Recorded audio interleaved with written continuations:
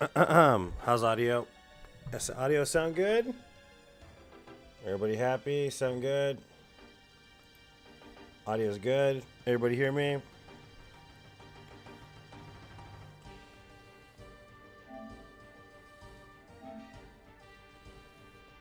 Everybody hear me? Good. Okay. Making sure. Welcome to the stream, guys. Alright, so we're not streaming to Twitch today because Twitch has been giving me notorious problems lately, so we're not going to do that today.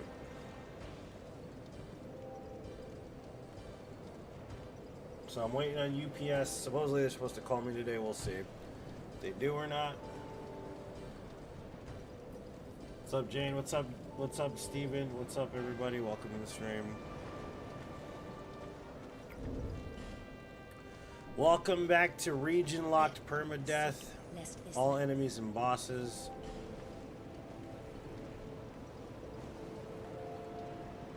Let's see.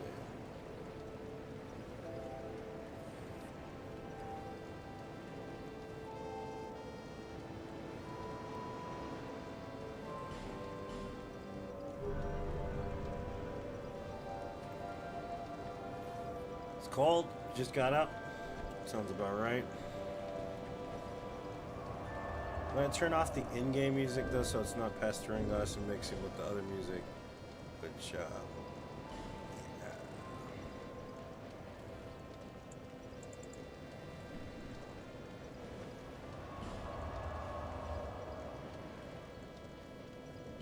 So we're currently in No Man's Wharf. What's the temperature out there, Jane? Like 30 degrees or less?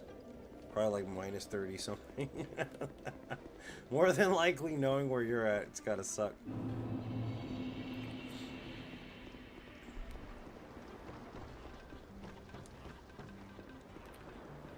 So if you guys aren't familiar with what this run is, it's basically region locked permadeath. What this means is that we have to go region by region. And in Dark Souls 2, there's a mechanic where you kill enemies 12 times and they no longer respawn. So the goal for each region is to kill every enemy in the game in each region 12 times. Once we've killed each enemy 12 times and no longer respawns, then we fight the boss and move on to the next region. And we're all doing this, of course, permadeath, which means without dying, essentially. That's what a region locked permadeath is.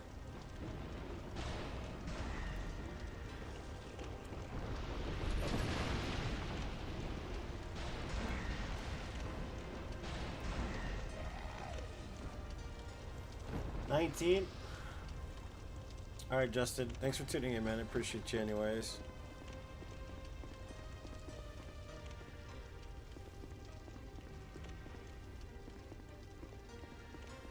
Just double checking some areas here just to make sure everything's dead. 21. Yeah, that's pretty cold. Isn't it?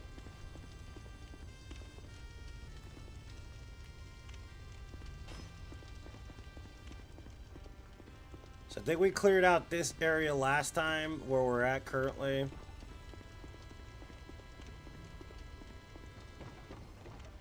Yeah, we cleared out all these dudes up here. Yep.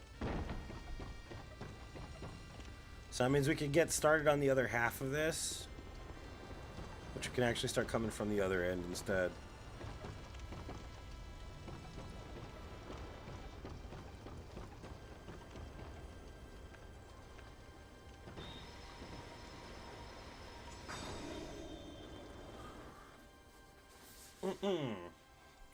Start coming from the other end. I'm currently drinking my coffee. I'm gonna take my time starting it up.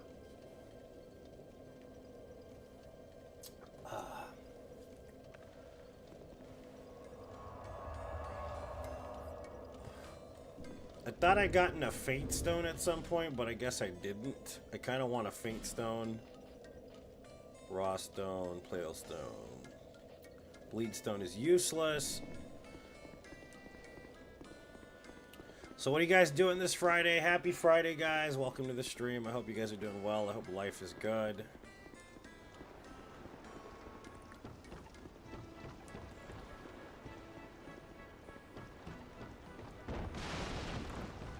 So these guys definitely need to go away.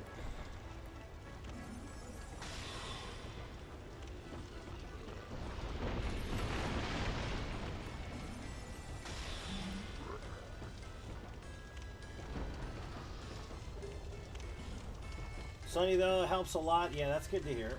For sure. For sure. At least it's sunny. Yeah, there is that, you know. It could definitely be worse if it wasn't.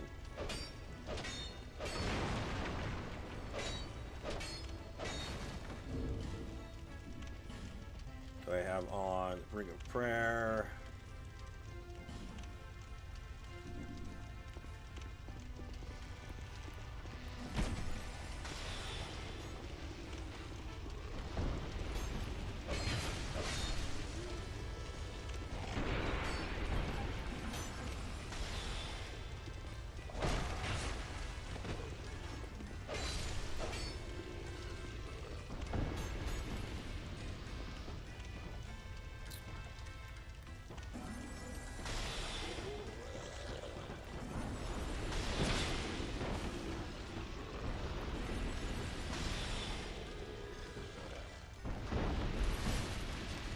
So we just kill every enemy 12 times, man. It's slow as hell, but it's gonna work out eventually.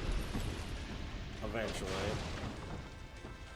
Let's kill everybody in this little casita real quick.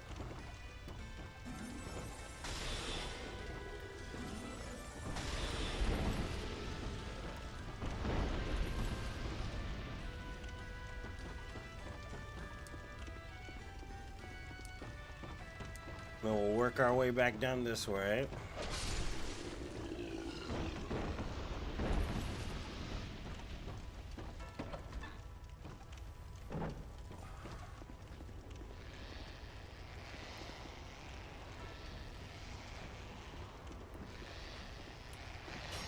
Maybe I should call it right there after that little house. Yeah, let's just do that. We'll just make that little segment. It's a tiny segment. Good enough to clear out the house and then go the other way next time.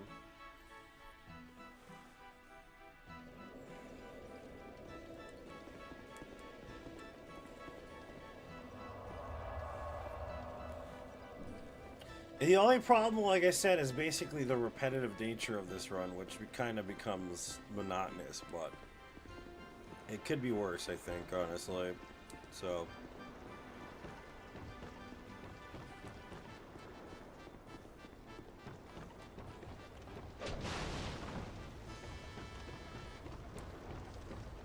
these two dudes are dead. I don't have to kill them anymore.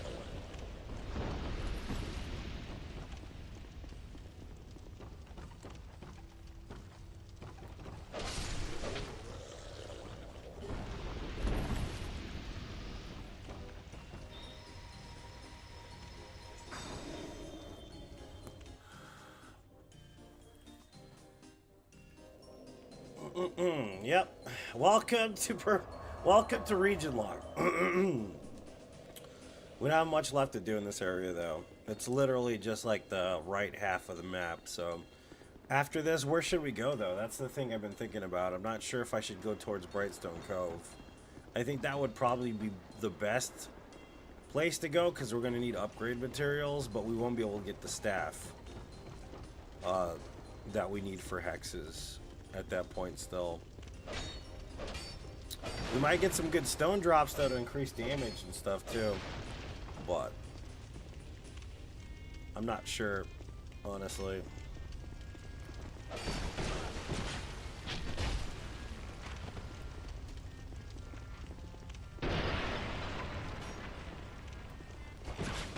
Could you fucking stop, dude? Jesus.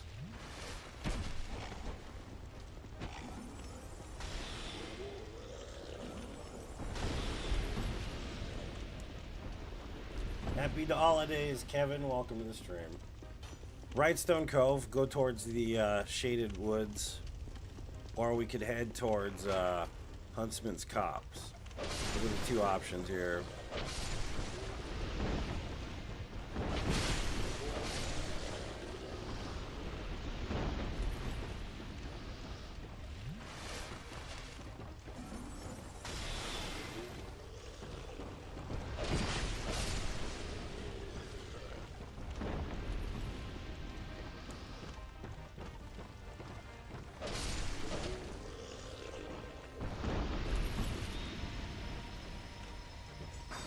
Why Huntsman's, though? Just because of the staff? I mean... you know what I mean? Like, I try to understand the logic, Jane. We're always going to be able to pick up that staff.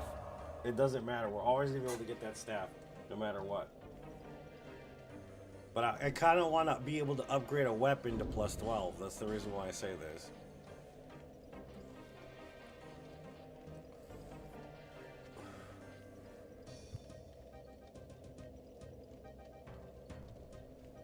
You just like that area more? I understand that. It's just there's a functionality to it. That's the only reason why. What was I gonna? I was gonna do something. I can't remember. Oh, I was gonna get rid of this. I wasn't gonna use this anymore. Could use the Ring of Knowledge too. I mean, this will increase our damage output too. But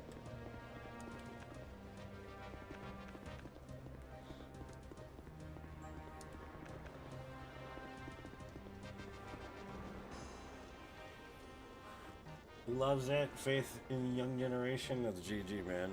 That's a GG right there. I just feel like it would be good to get all that under our belt before we head to Iron Keep and stuff, you know what I mean? To get like a fully upgraded weapon would be a plus is all, you know? That's all I'm saying. I'm pretty sure it would be beneficial, you know?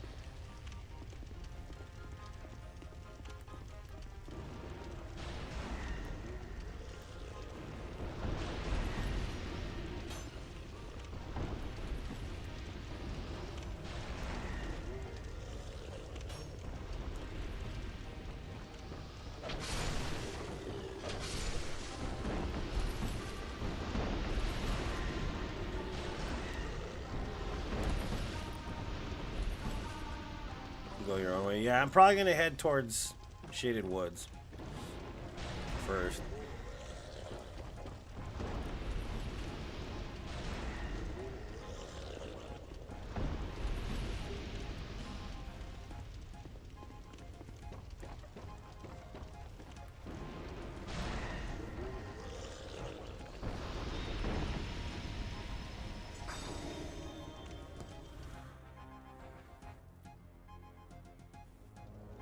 What's up, Willis? How's it going?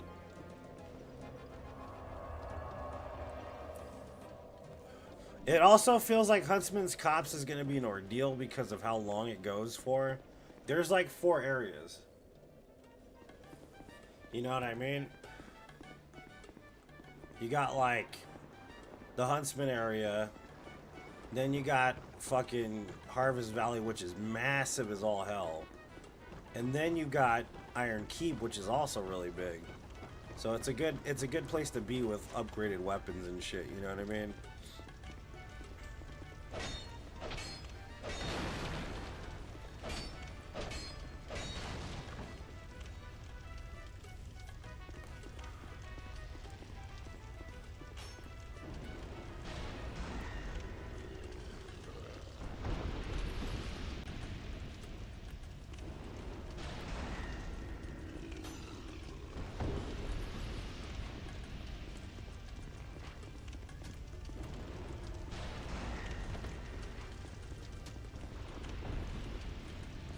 I don't know. I don't remember, Kevin. It's been so long since I started playing this.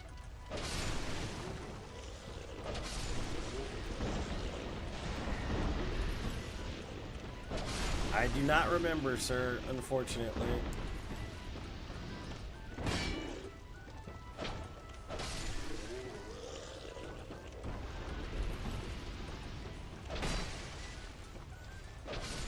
What the fuck are you doing, man? What the hell was that guy doing? Just don't pass any fog walls? What do you mean, pass any fog walls?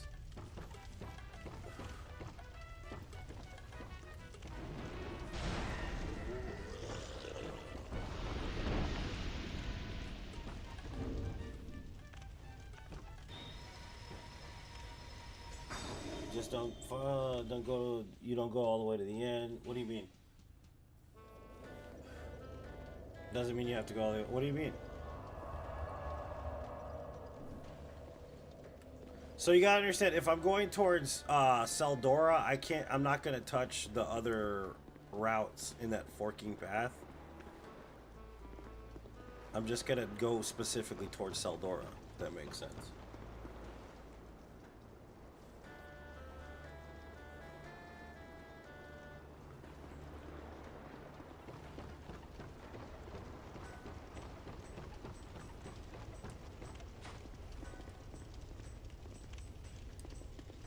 You're a wizard? Nice. What's up? Welcome, Jan. How's everybody doing, guys? It's a great day. It's beautiful. It's a beautiful day in the neighborhood, my friends. Welcome to Dark Souls 2, one of my favorite video games of all time.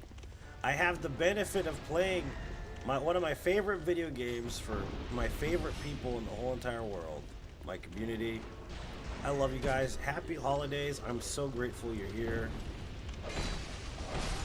Thank you so much for watching, guys.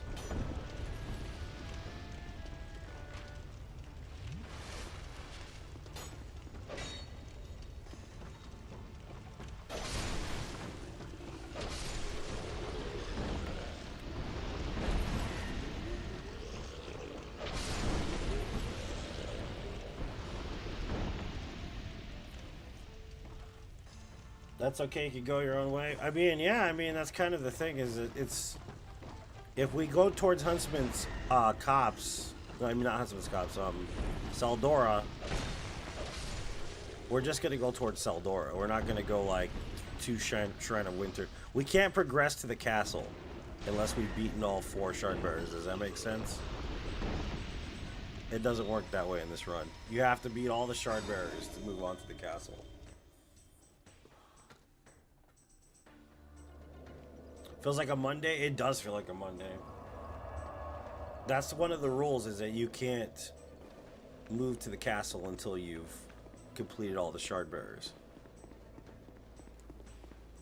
Plus, you know what other area we still have, Jade? And this is what I'm really thinking about, is the gutter. That's what I'm thinking about. More than anything else in the world, the gutter. Because the gutter is going to be god-awful.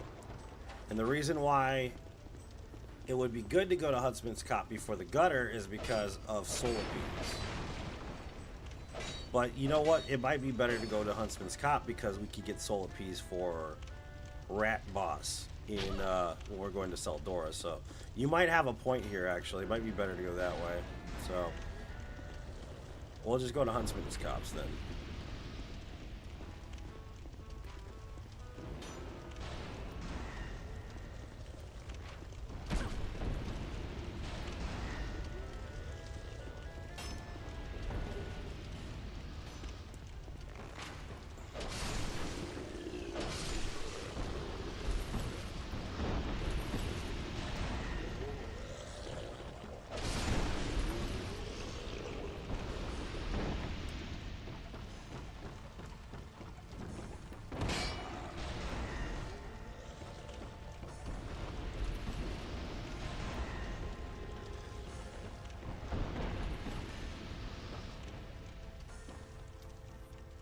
The Hucktua statue, yeah, exactly.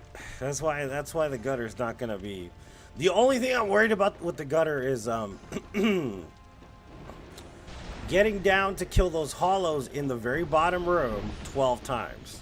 That's the one thing I do. Making that jump exactly 12 times.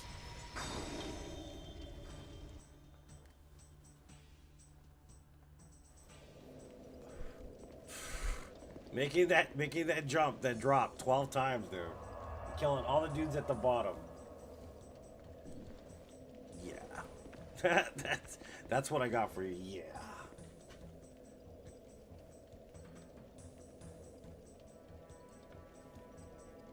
Because there's dudes out there at the very bottom of that well, and you have to kill them 12 times just to make sure they despawn.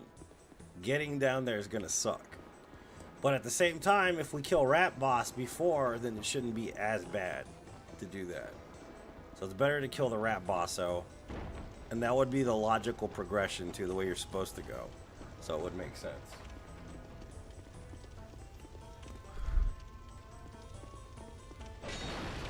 Plus, if we go through Huntsman's Copse, we get Gilligan, which makes it much easier to get down there.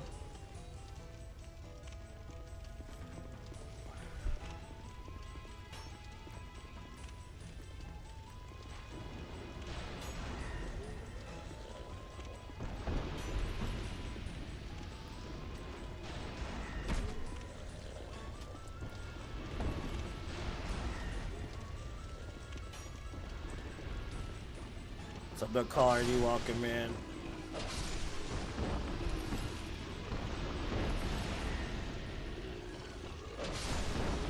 So Jane had the right idea, honestly. Huntsman's Copse first it is. We're doing it.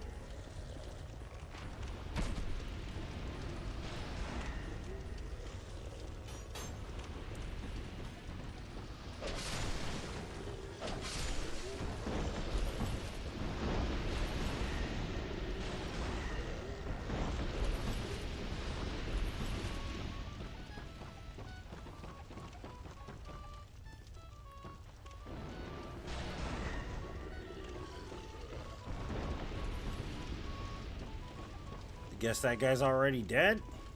Oh, there he is. Where the fuck were you?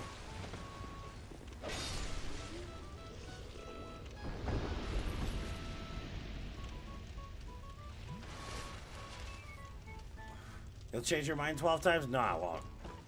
It's the most solid plan there is. What's up, Sammy? How's it going? Happy Friday, lady. Most solid plan there is to go to Huntsman's Copse. It's the most solid. Plus of all the butterflies. Yeah, we're definitely going to Huntsman's Copse. Lots of opportunity with the butterflies there.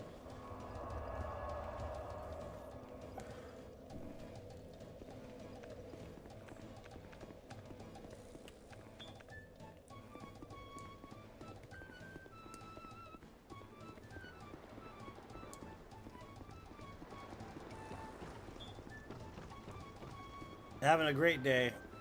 Having a really good day. A gravy day. Gravy, gravy, gravy. Gravy, gravy, gravy. Just waiting on UPS to call me. So this might be a short stream. I'm letting you know I'm working seasonal for UPS, so I might not be able to stream the whole entire day like I have been, so.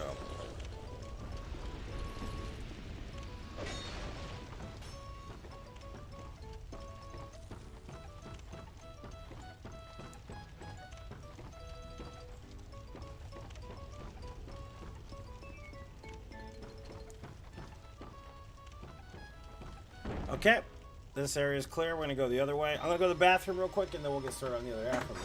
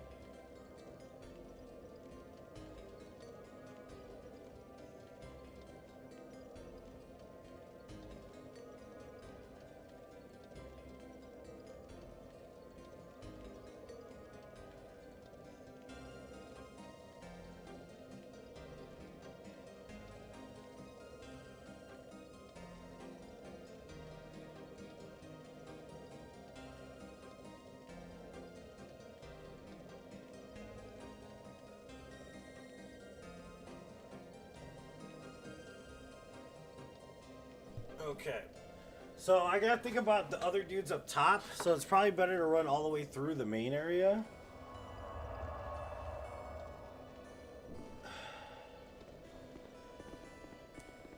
Yeah, because Friday, Saturday, nobody wants to work. I've noticed this. I don't know what it is with UPS, but it's like, oh yeah, seasonal guys, let them do it. And you know what's funny? Most of the seasonal guys won't work on a Saturday either, which is hilarious. But of course, me being myself, I'll work any day of the week. Doesn't matter if it's Saturday, Sunday. Doesn't matter if it's Monday, Tuesday. I mean, I'm used to having like 2 or 3 jobs, you know. So for me, I work pretty much every day.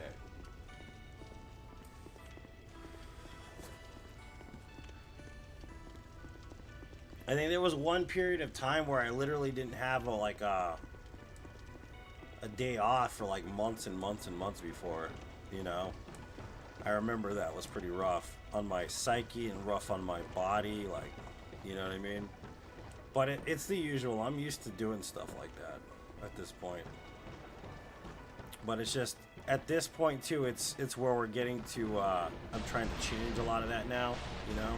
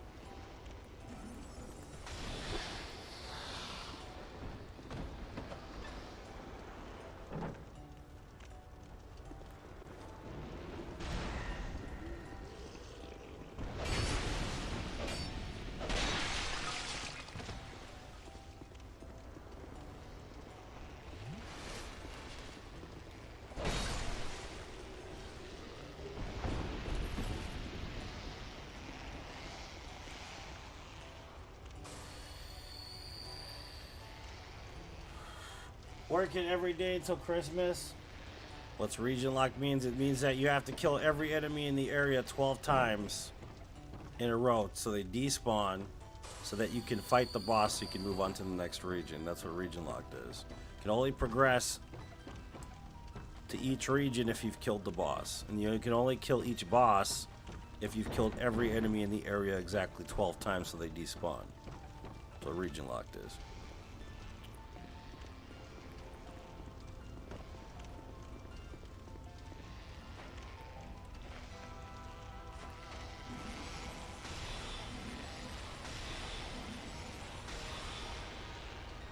And it's no death as well, it's permadeath.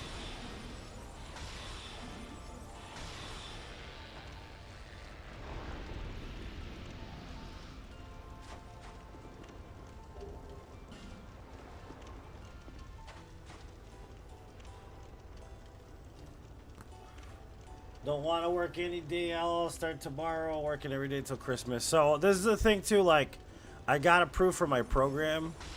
I'm starting the HDS program for CDL truck driving this week. So I'll be working my other job, this, and HDS and UPS, all in the same boatload of crap until Christmas.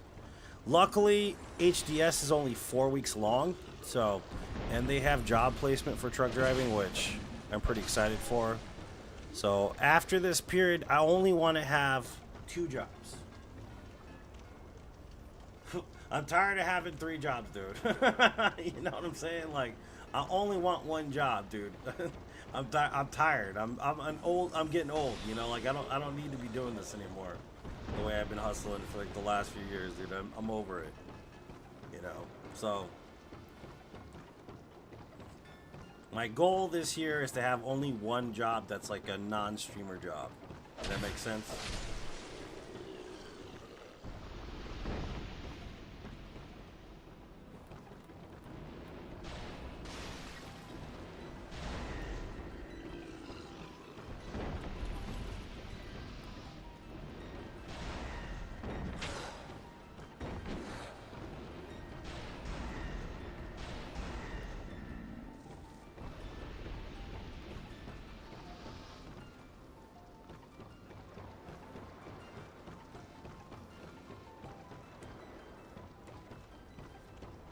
So if I get in UPS, I'm just going to stick with UPS because what's going to happen is what I'll do is I'm going to use my CDL to parlay it into transport in UPS. So in other words, I'll be truck driving, but I won't be delivering. Does that make sense? I'm going to transport the packages, baby. I ain't going to deliver them packages no more. You feel me? What's up, Xantos? Welcome.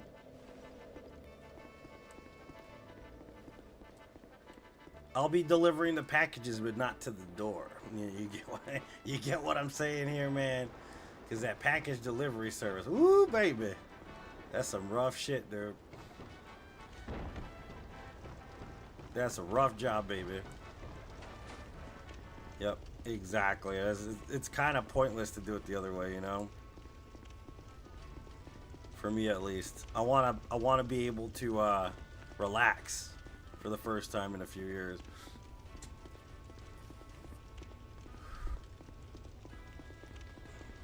And if I don't get regular at UPS, then I'm just gonna become a truck driver. Either way, I've got a fallback plan. You see this? This is what's called being a mature individual. Having fallback plans, guys. Alright. And then next year when UPS calls on me, I'll be like, you know what? I'm good, bro.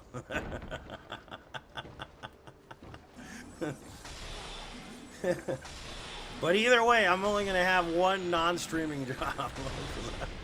I'm fucking over it.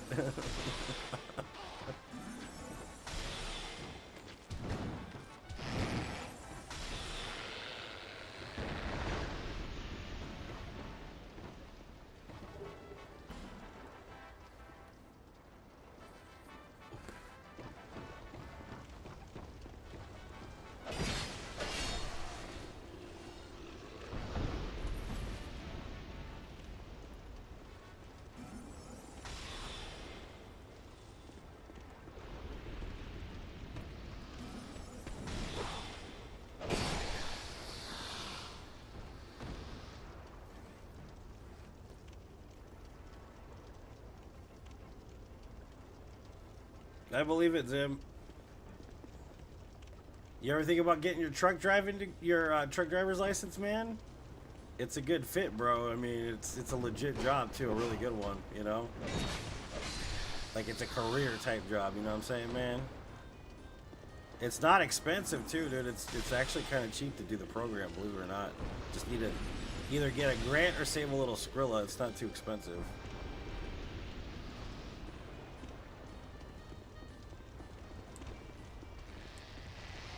What are y'all doing in there?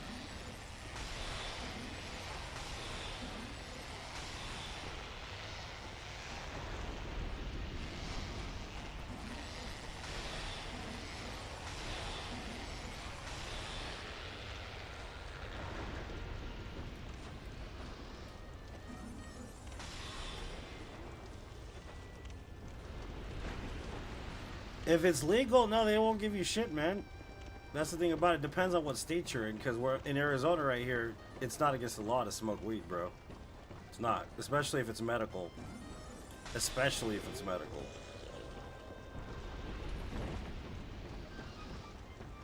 Even UPS doesn't really do all that too much anymore because it's legal in this area.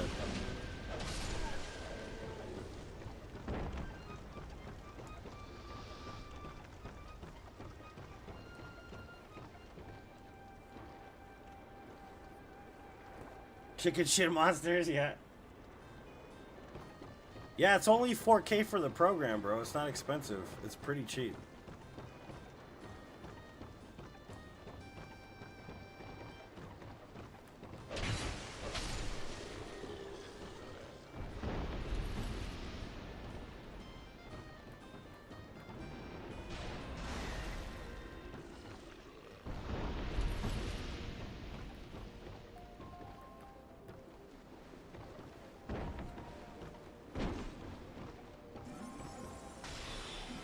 The only thing is, obviously, don't be smoking weed at work. I mean, that's the only thing you gotta, you know, that's the only thing you gotta kind of live by. Just don't smoke weed at work. I mean, it's a pretty basic thing there. Pretty common sense.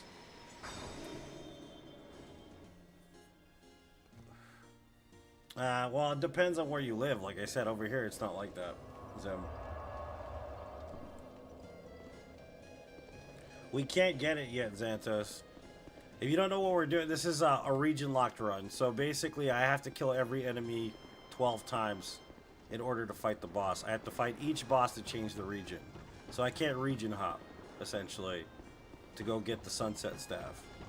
I have to use what I find in the area only as a means of damage or upgrade. And that also means this is also a permadeath run, which means I can't die at all. If I die at all, I start all over from the beginning. It's a region-locked permadeath. All enemies and bosses, including DLC, no death run. That's what this is.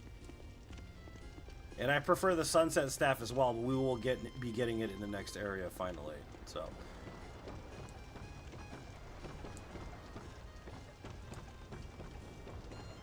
We just haven't had the availability to grab it yet, essentially. We will get it, though, soon. And I think I have, like... Who shot at me?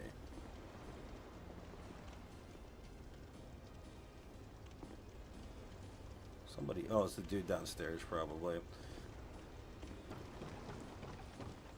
We have 5 Twinkling Titanites, too, which is pretty damn good for this. You live in PA, that might be part of the problem, yeah. In Arizona, it's not so bad with it, dude. Everybody kind of knows what the deal is in Arizona out here.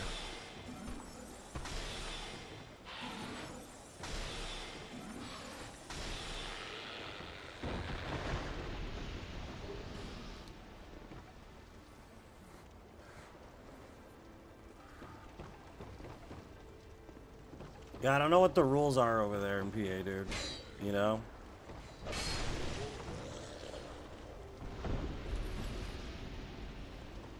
But out here in Arizona, as long as you don't, like, smoke on the job, you should be fine, basically.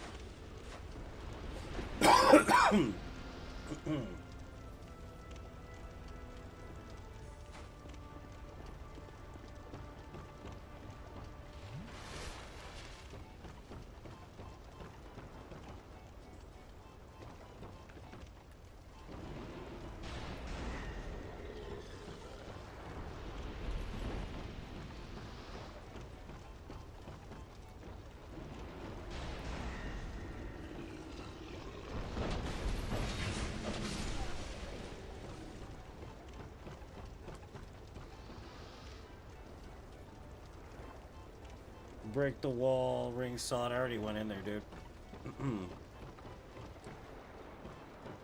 We've grabbed everything that's useful in this area already, pretty much. We just have to kill everything 12 times now at this point.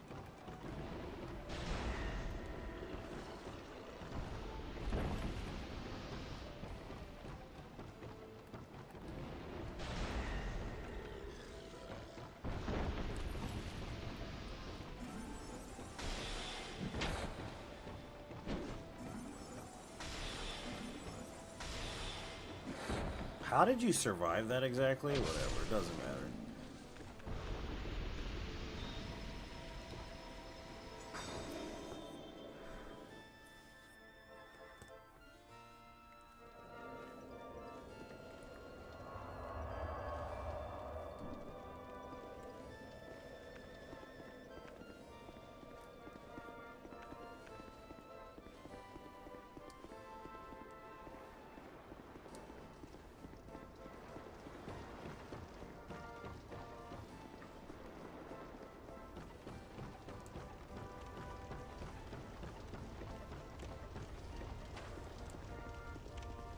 Killed everything 12 times your first playthrough. Yeah, that's what makes this run interesting, because usually people do that on their first playthrough of the game.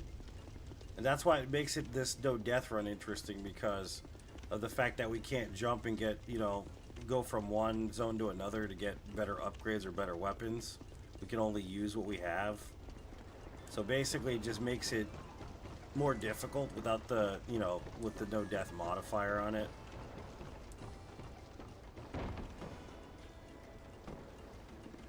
Imagine getting all the way to like the fucking like frigid outskirts and beating most of the game, and then all of a sudden you have to start all over again. That would be fucking terrible, right?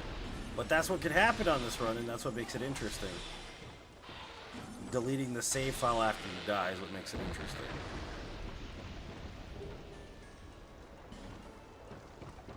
What's up, Justin? Welcome.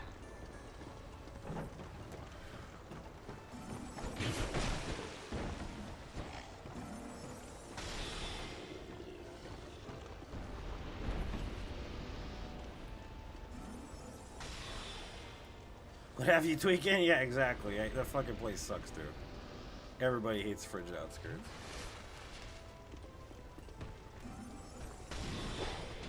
Nice. You figure the Ninja Boys would drop some more shit, but...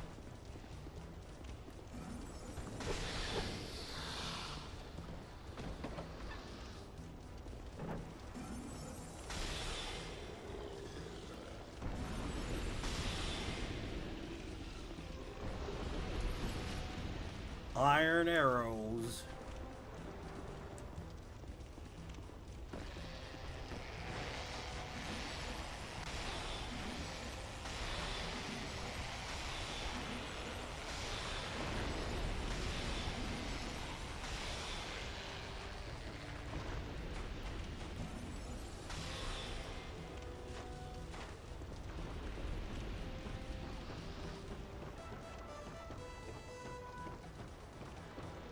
Wait a minute. Loosey Goosey. We keep forgetting Loosey Goosey up there, dude. That asshole's just chilling there. Oh, no, we killed him. Never mind. We killed him. I was just making sure the dude hanging off the fucking side of the wall. That dude I always miss every time.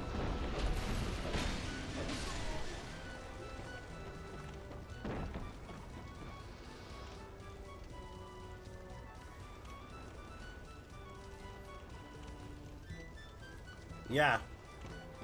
The small answer, the simple answer is him. The simple answer is yes. The ponies, yes. Yeah, man, the pony. That's why we're going to experiment to see if you can despawn them, because the rumor is that you can't despawn them. They just endlessly prance around in the wilderness of the cold. And that you can't despawn them. So, we're going to figure that part out this time. It's kind of like a science experiment, if that makes sense, because nobody really knows if you can despawn the ponies. Nobody knows.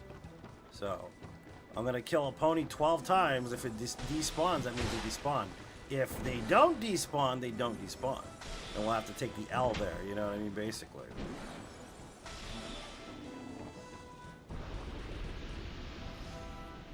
So, the thing you gotta understand is that, in my opinion, and some people may disagree with me, H.P. Lovecraft was a terrible writer. Okay? He's a great idea, man. I've said this already in the past, but as far as ideas come, H.P. Lovecraft was never in short supply. He had great ideas for characters and books and lore and all that. He had a great lexicon of the mind to create some great shit, right? But his presentation is lackluster, man. I'm telling you right now. So, even though, like, people praise H.P. Lovecraft, there's a good reason to praise him because of his ideas. But if you actually sat there and read some short stories by H.P., you're like, dude, this is too much. Like, it's just word vomit, man. Most of it's word vomit. You know, like, it's not a bad idea, and there is some eeriness to it, but he tried so hard to make it eerie that it just became word vomit, essentially. So that's why people like Robert E. Howard are better at writing H.P. Lovecraft shit, and Stephen King's way better at writing H.P. Lovecraft shit than H.P. Lovecraft was, unfortunately. You know? But it's just kind of the case, man, you know? And yeah, Miyazaki was heavily inspired by the Realm of Dreams, H.P. Lovecraft stuff. So this is talking about like the dream and existing within the outer realms of the dream, and because a lot of people don't know the differences between the dream states and the dream worlds and the actual outer gods. It's hard to read mediocre shit when you read Stephen. Dude, you're so right, Jane. You really are.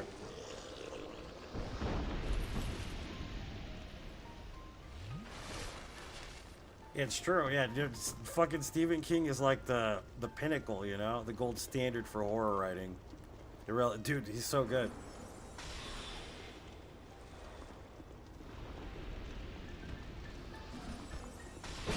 Of course.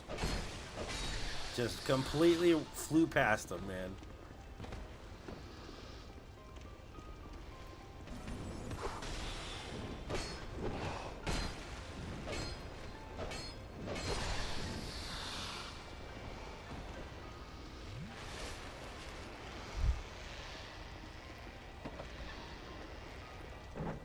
Yeah, because a lot of people don't know that there's a difference between the dream older ones and the true old ones, the outer gods. There's a big difference between them, and it's because of Bloodborne, I think, that people have that problem making the designation between the two. Because in the book, in his story specifically, he illustrates the difference between an old one from the dream and an old one from the outer gods. The actual outer gods.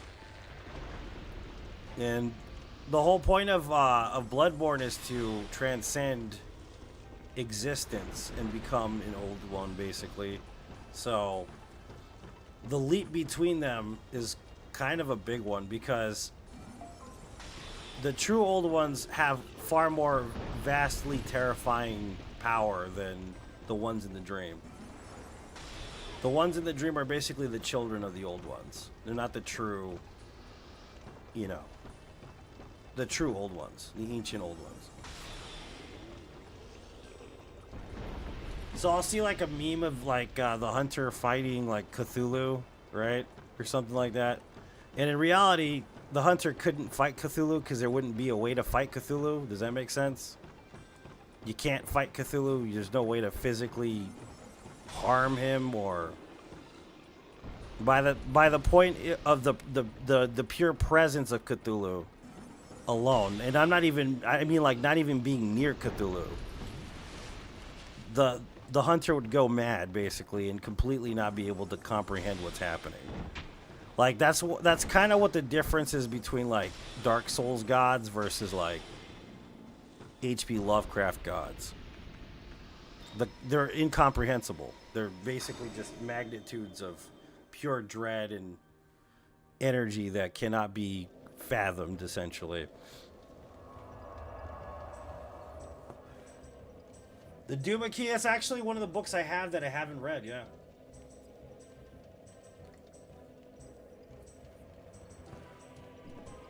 Because Stephen King kind of takes an old school, Old Testament style when he starts presenting gods. Like, I don't know if you're familiar with that concept or what I'm talking about, but basically, what I mean by Old Testament is I mean like, we're talking like Judaism type shit, where it's like the reverse. The reversal, you know what I mean? Like, what is it? They have, according to the lore and stuff, and I'm not a religious person, so I'm not going to talk about religion, but God can't really talk to you, right, in the traditional sense. If you're into Judaism or Kabbalah or whatever you want to talk about, basically God doesn't have the ability to speak to a human existing because his presence is so powerful that you would cease to exist if he spoke to you. Does that make sense? And basically that's what a god is supposed to be, you know, according to lore or whatever, is basically this omnipresent, potent being from beyond understanding of the mortal coil. So he has a gopher in between the Meteratron. The Meteratron is basically the voice of God, is what it's called. He's an angel or he's a being or whatever you want to call him, but basically allows God to speak through him because God is too powerful to speak to you. That's why he uses subtlety in life to speak to you, essentially. But think about the opposite of that. If there was a dark god, essentially, and it was too powerful for you to handle, then more than likely there'd have to be a gopher in between that as well. Its presence is so, like, just completely insanity driving there. There's no way that you could comprehend or see or fathom or understand what the fuck it is, because you're not meant to. You're not of that world or that realm of existence.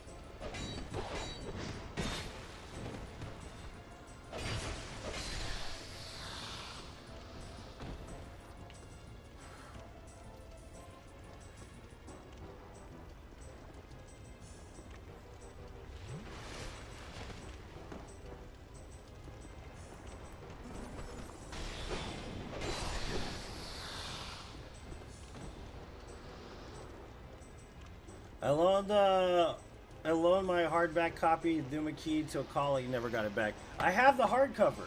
Is it the one with the sand? That's the one you're talking about, right? It's like sand on the cover. I have no idea what that book's about either. I haven't read it. I have it in my box.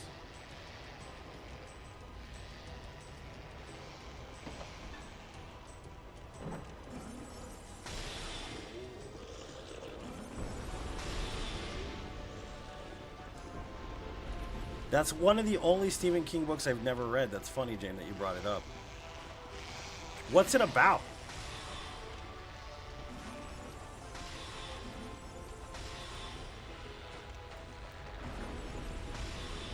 It's more of a mystery. It's always fun when he branches out that way. I love when he does that.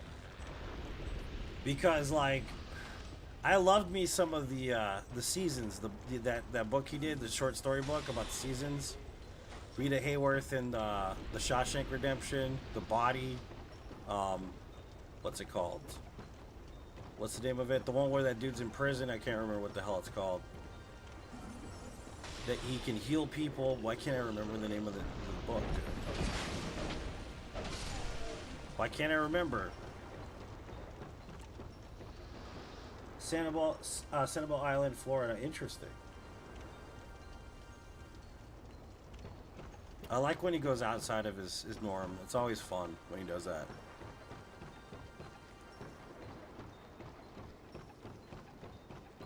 Yeah, because they told him when he was releasing the seasons, he was like, they're like, you're not going to sell anything but horror books, dude.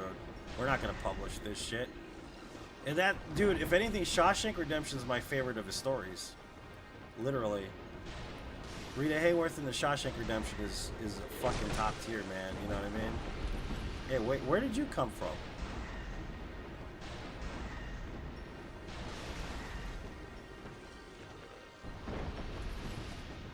Green Mile, that's it right there. Yeah, Ellen's right.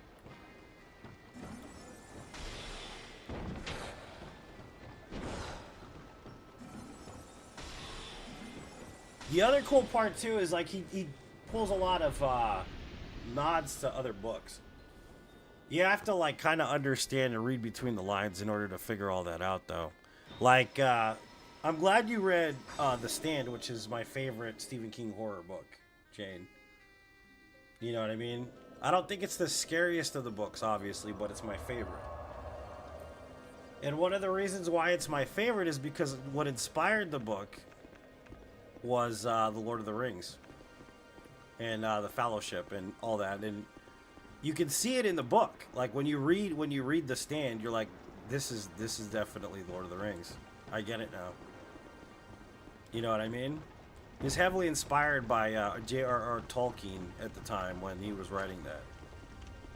I love The Stand. It's one of my favorite books of all time. I read that every year.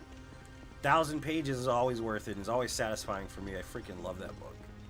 I have the hardcover and the paperback and the audio book. I have two. Actually, I have 2 copies of the hardcover, and one of them is well loved. The other one I don't touch. It's just for display. But the unabridged version is my favorite. I fucking love it. It's the best.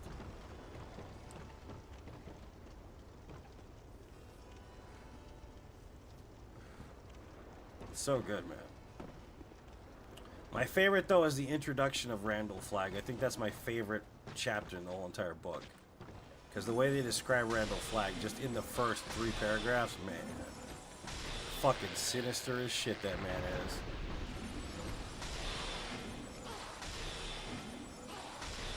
I love that character, dude. I really do. It's so good.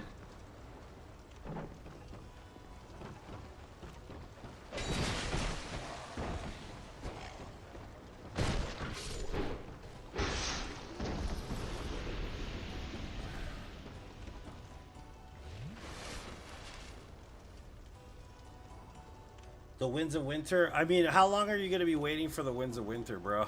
I've heard a lot of people say that. I've never read any of those books. Never any of those books, the Game of Thrones books. But I've heard they're good. I mean, they're just an investment, right? What's up, Cloud? Welcome. How you doing, man?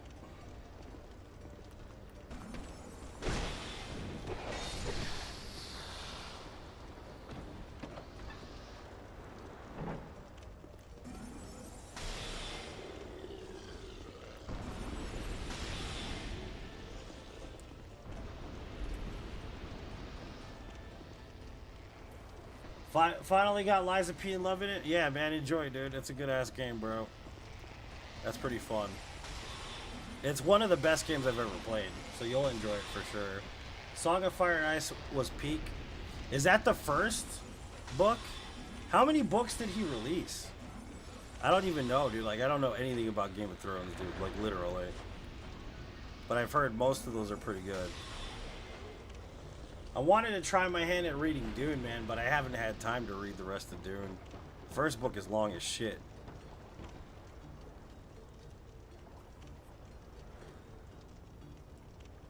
I have my copy of The Stand and my dad's.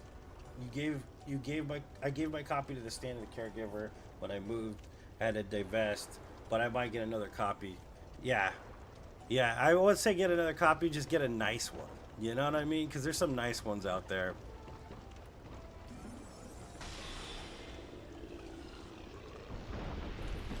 I don't read much, but I do a Wheel of Time book before Amazon Prime, so all the OG books. I've never read the Wheel of Time. I've heard it's good as well. I have not read that. It's just so little time sometimes to read, you know. That's why audiobooks can be good. You like Game of Thrones season 1? I don't even remember Game of Thrones, man. I think I watched a couple seasons a while ago. I was too busy to actually watch.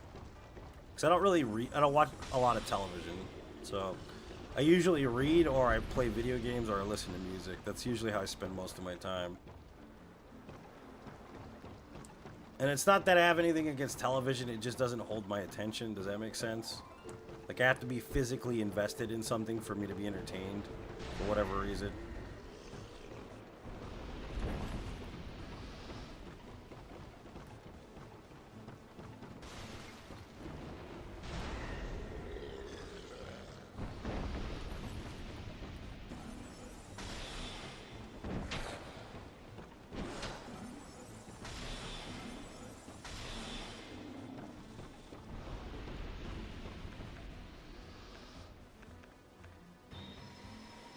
Cable ain't cheap, yep.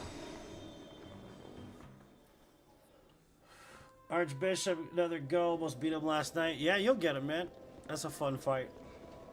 The one in the swamp, though, Cloud, I'm warning you ahead of time. People always talk about the one in the swamp, bro. Just telling you. Took me a while to read all 14, mostly restroom. Haha. Hey, what's up, Shields?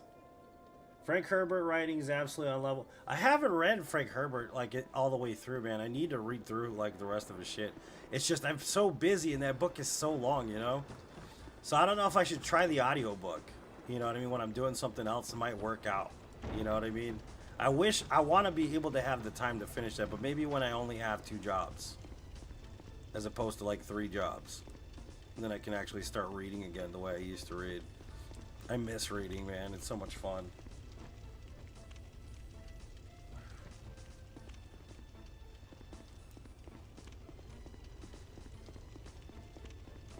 My middle stepdaughter is Vicarious Reader. I love sci-fi fantasy.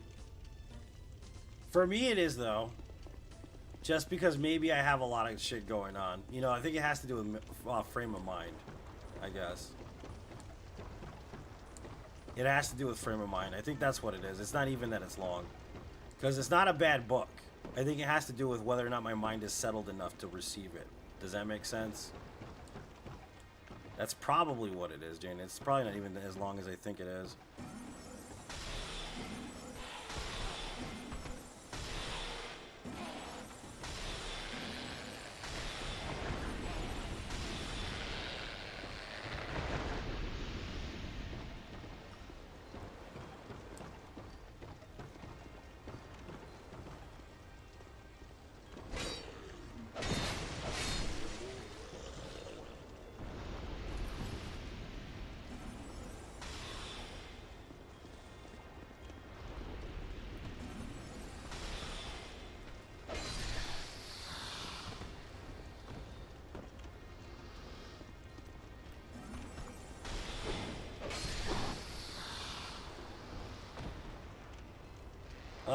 It doesn't sync well in when I read. It can't do audiobooks? Okay.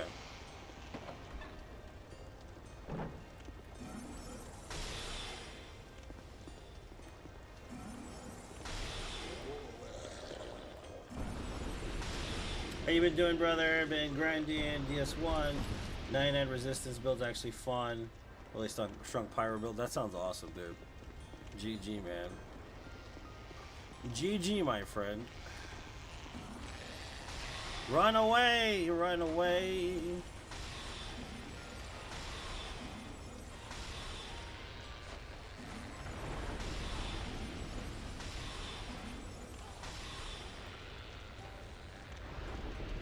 I know that, like I said, when I have like only 2 jobs, I think I'll be able to be more receptive because I don't think I have the mindset to read the way I used to read right now currently. But I think that's normal for some people. Like, you get in these fits. Like, I literally didn't read for years. So you gotta understand this, because basically what it was is that I went from reading books when I was like 16 to like not reading any books till I was like 21. So I think it just has to be, my mind has to be in the right frame for me to like start absorbing books again the same way I used to.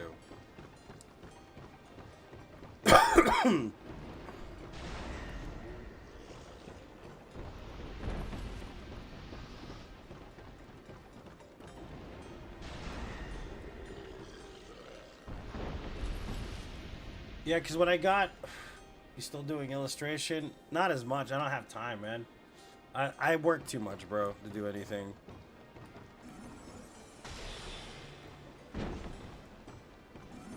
Because at one point I was working factory job, cybersecurity, the stream, and like fucking Instacart. And then after I got out of the security job because I was trying to do the seasonal stuff for UPS again to make regular, that I still do the Insta, and then I have this, you know what I mean? The factory job, I tried to keep it, but I realized I'd rather do, because now I'm going to go to CDL training classes. So I'm getting my truck driving license basically at this point. Because I'm tired of having 3 jobs, dude. You know what I mean? Like, tired of having 2 to 3 jobs. I'm fucking over it. I just want to be able to have 2 jobs. Just 2 jobs in the stream and I'm good. I was a huge reader until chemo ate my brain cells, and I started reading again eventually. I can't read like I used to, though. I'm sorry to hear that, Jane. No, I'm going to be doing local. Because the goal, so the thing is you gotta understand, the goal is to have the CDL, right? I have an in for regular at UPS because I have friends that work there, and one of my good friends is the, what's it called? The union leader, the head of the union in this area. But the thing about UPS is that when you're a regular, you only work 4.5 hours a day on the off season, okay? Which means I would have to supplement that somehow because they give you full benefits for $15 a month, which means full medical, full dental, the whole shebang bang, right? But you don't make enough to pay your bills. So what I have to do is I have to have another job to supplement the benefits of it, right? So I was thinking, and I was like, you know what? What I'm going to do is I'm just going to... I'm going to get my CDL so that if I do make regular at UPS, what I'll do is I'll do transport for UPS as opposed to delivery, right?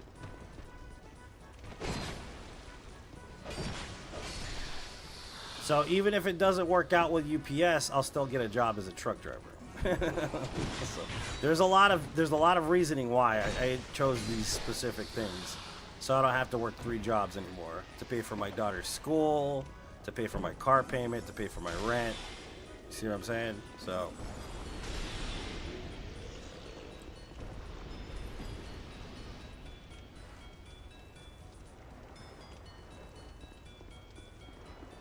and I'll be doing local stuff because I have a 5-year-old daughter. I definitely don't want to be traveling, you know, regionally.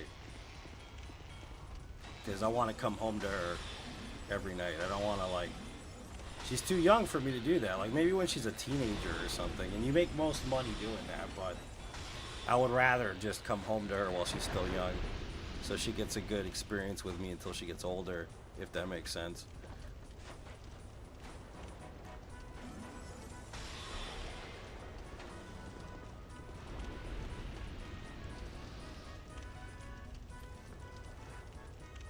What's the strongest stat required? You know, yeah. Yep.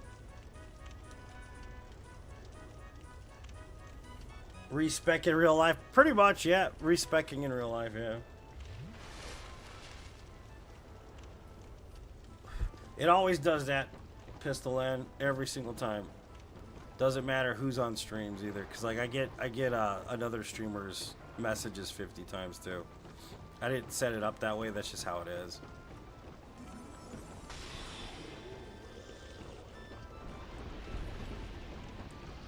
But at least people know I'm on, I guess.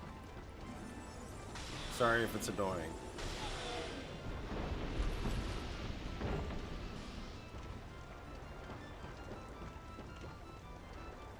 I always do local for the same reason. Yeah, dude, because you want to see your kids, dude. You know what I mean?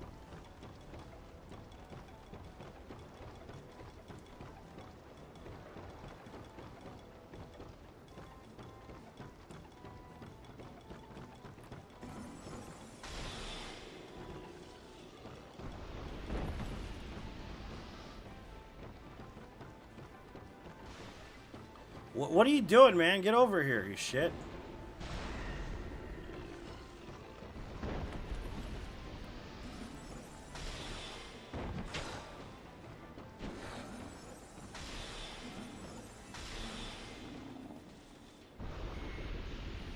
No luck so far. Do Instacart, man. Anybody can get a job there doing anything. Literally, like just extra cash, pick up the batches.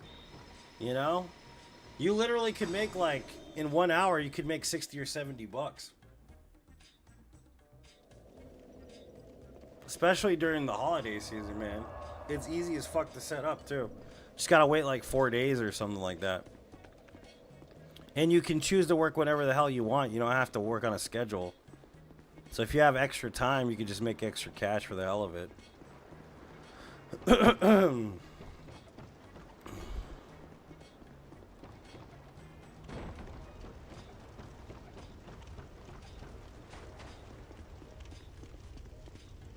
All right, man. Take it easy, Cloud.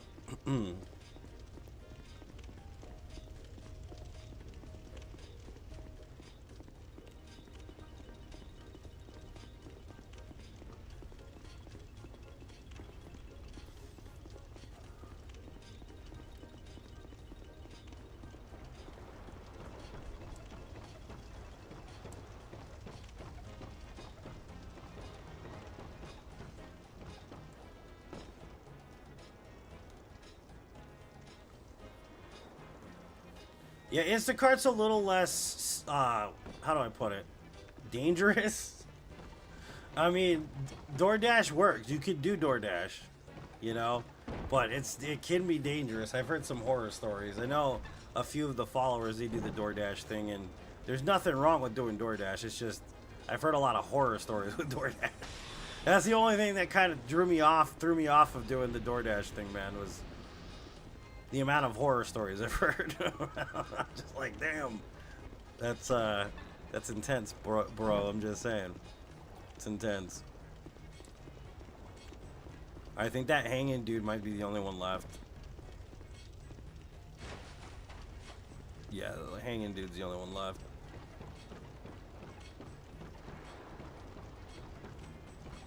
Yeah, looks like we're good. Let's take a little look around just to make sure that everything's dead real quick.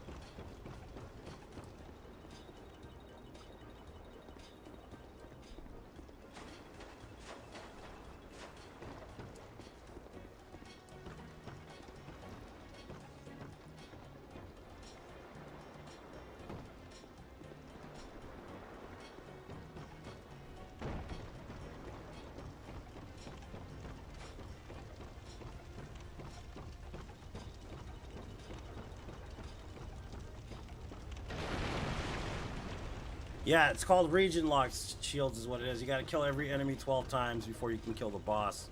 And you can't leave the region until you kill the boss. The main boss. It's a region locked permadeath, no death run, basically.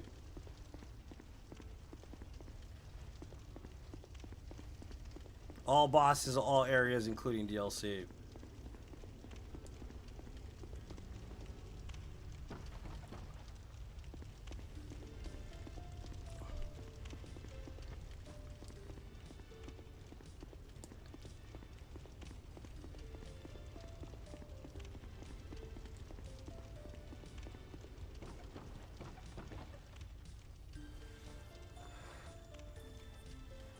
Castle gonna be fun. Dude, the only thing I'm worried about is Frigid Outskirts, the Crypt, and the Gutter. Those are the only areas I'm super worried about because the Gutter is a goddamn nightmare, bro. Think about it.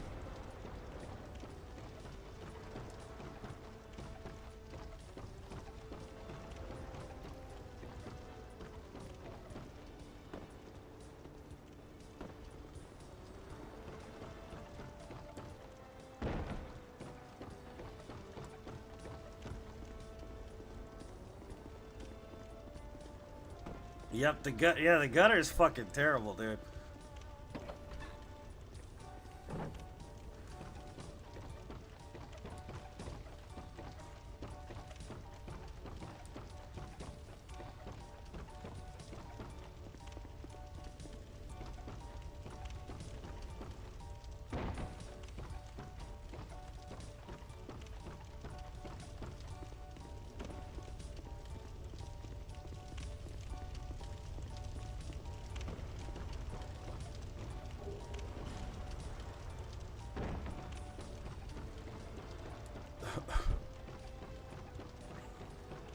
Alright, it's done. Let's go check the boat to make sure.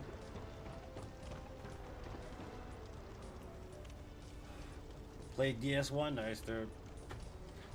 Let me check my phone, make sure they didn't text me. It's also my dad's birthday. Happy birthday, Dad. Thanks for being so supportive and so awesome. You're the best I could ever ask for. We started off rocky, but you're a good man, and I really do love you very much. Thank you for everything, Dad.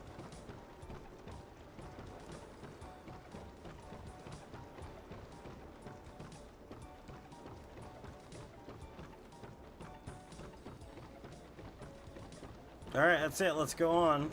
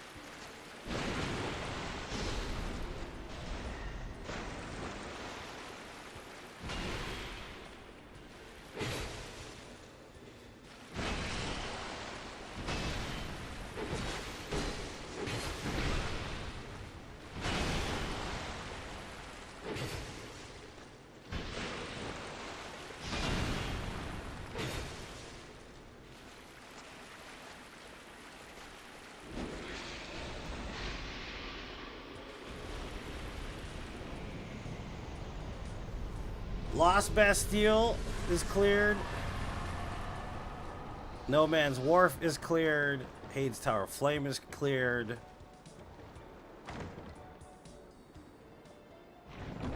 Forest of the Fallen Giants is cleared.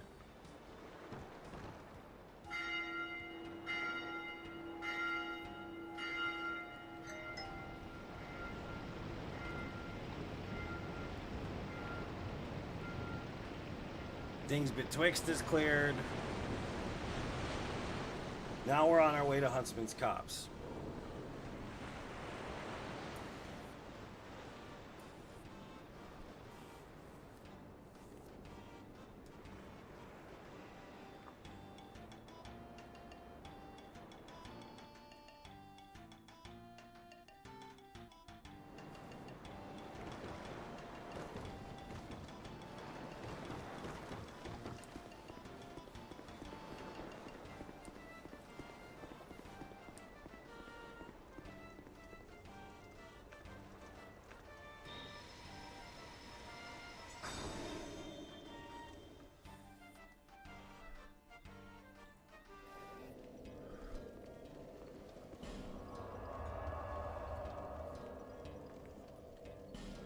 Huntsman's Copse, guys, a new area we're going to.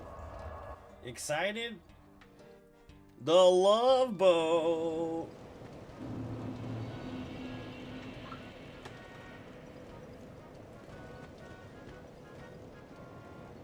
Nice, man. That's good stuff. Good challenges. Flex Tape Century Soul. Should I keep it? Nah. We'll pop it. I mean, we might be able to use it at the Crow Lady. I kind of want the Black Crypt Sword, but in order to do that, you have to kill NG plus Rotten, which would mean we'd have to clear Black Gulch twice for that. And I don't know, would it be worth getting the Black Knight Crypt Sword? I mean, kind of, but not really. The souls would be good though.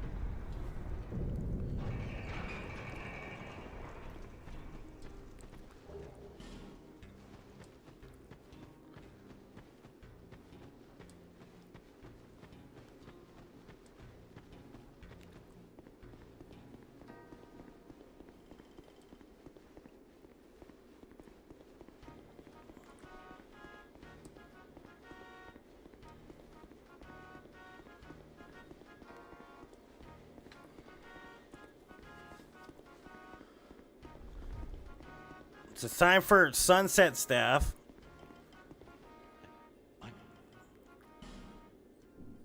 These are together. Yeehaw, Buckaroo.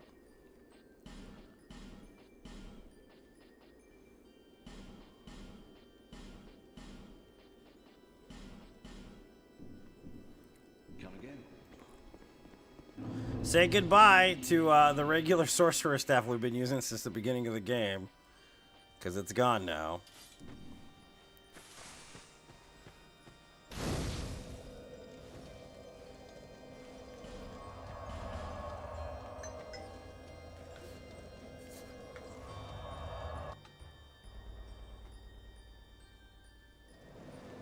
Yeah, dude. Honestly, that's an interesting build, man.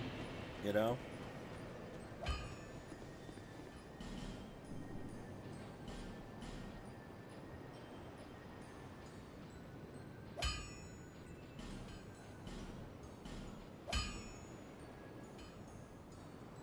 I'll be around if you make a plan.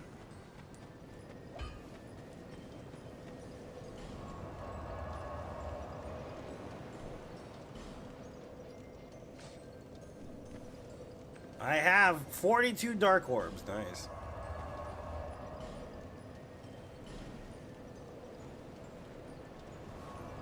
What's up, Trap Barco? Welcome.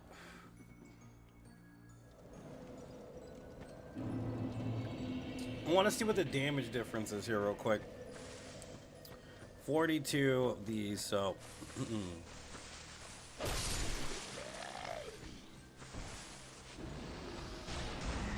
336.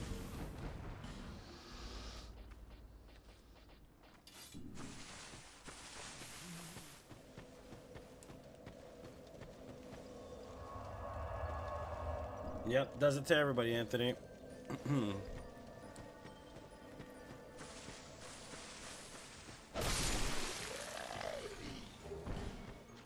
Small yellow burr.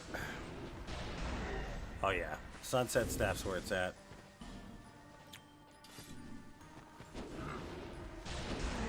For sure. Okay, just testing the damage. We're gonna go level up first.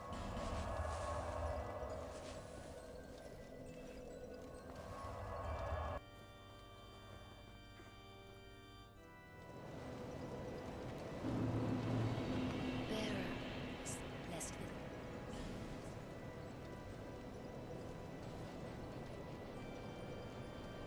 40 and 40, guys. 40 and 40. We're barely at Huntsman's Cops, dude. Wow. That's busted. 40 and 40. After 50, you get no returns. Yeah, that's the worst part about it.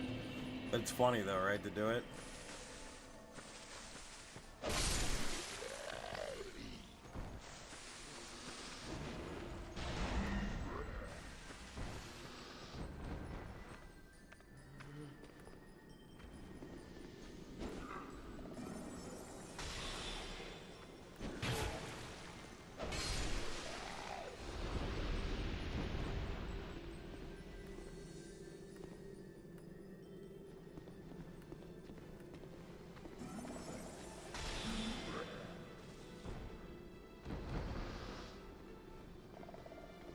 The best way to get down there is by going through that hole.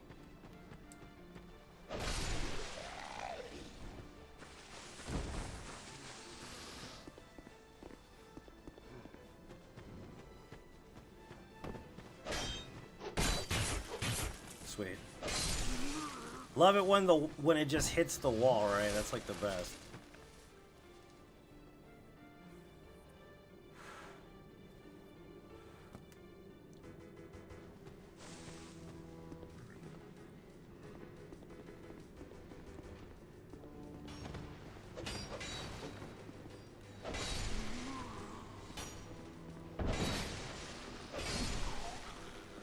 Alright, so what we're gonna do is we're gonna kill these dudes up here.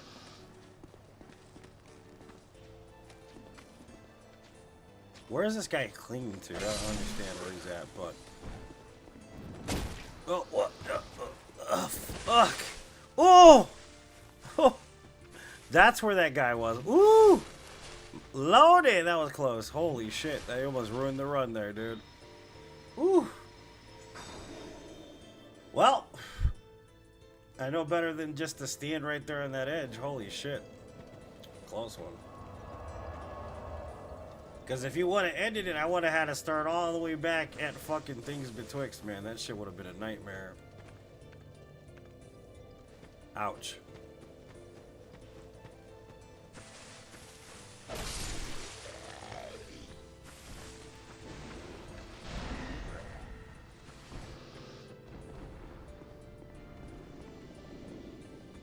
Does that thing respawn? I didn't know you respawn.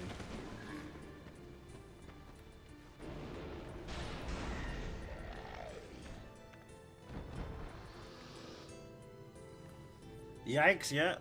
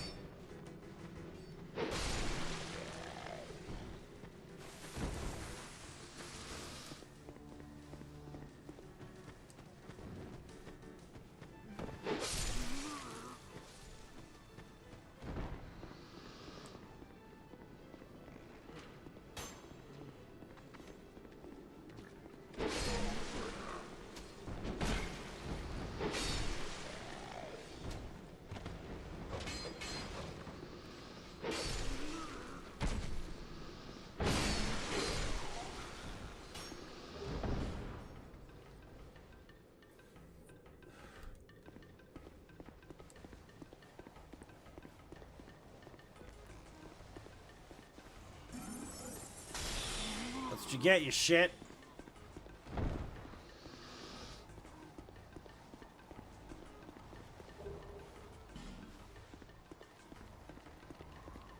Alright, so we're just gonna kill these dudes up here. We're gonna go down there. We're gonna kill everybody down there.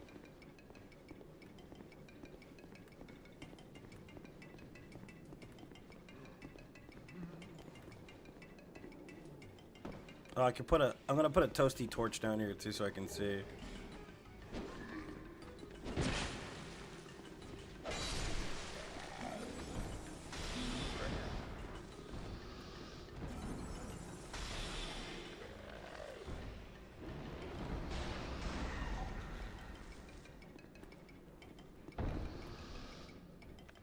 I see you right there, dude. The hell is this?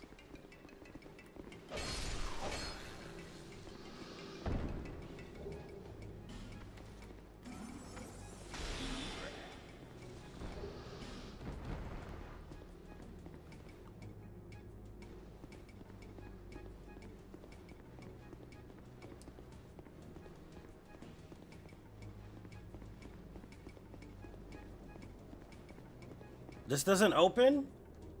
I don't think I've ever opened that door.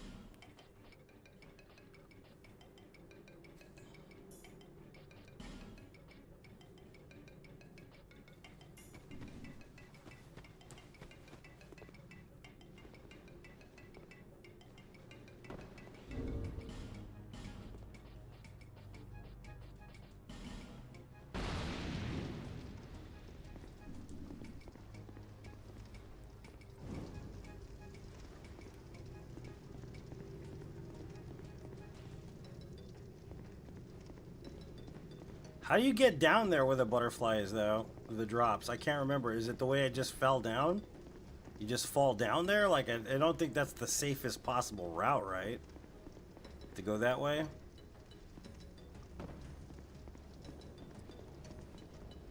I don't think you just drop down there either. I'm pretty sure you don't.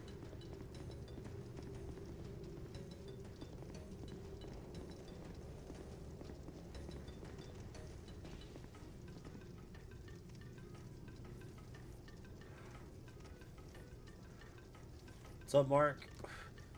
Yeah, you go below, remember? The elevator below the pits with the basilisks. Yeah. How do I get down there? I don't remember how to get down there, though, Jane.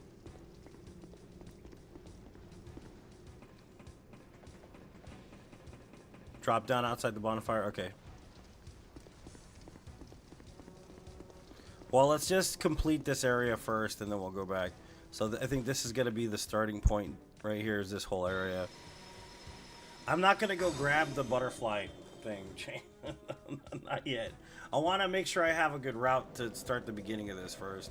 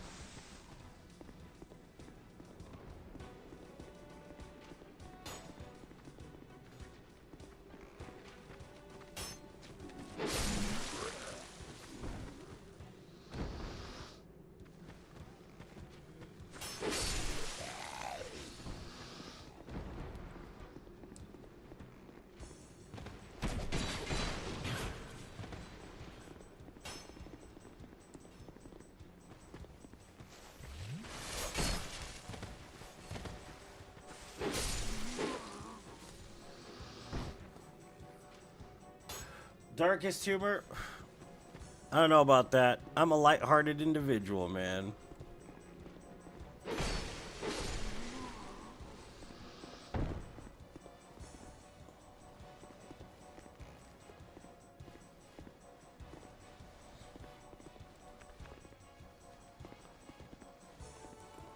Did he drop down already? Fuck this guy. We'll kill this guy later.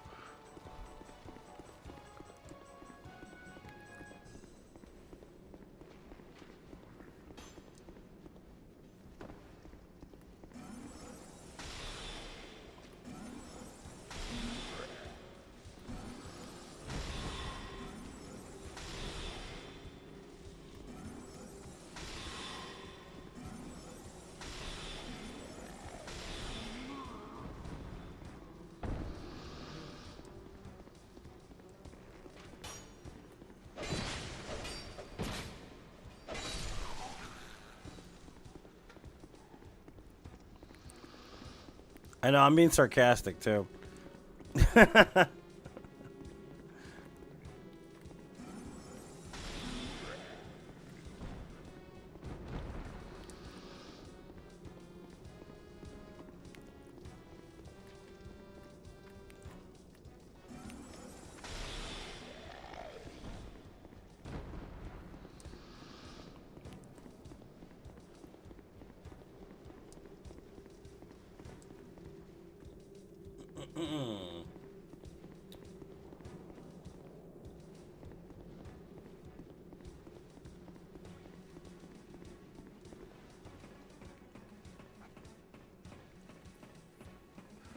Jesus Christ, dude. That's dark. It's pretty dark, sir. You're not wrong.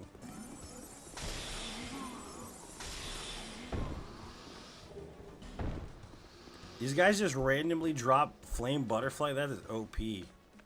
Seriously?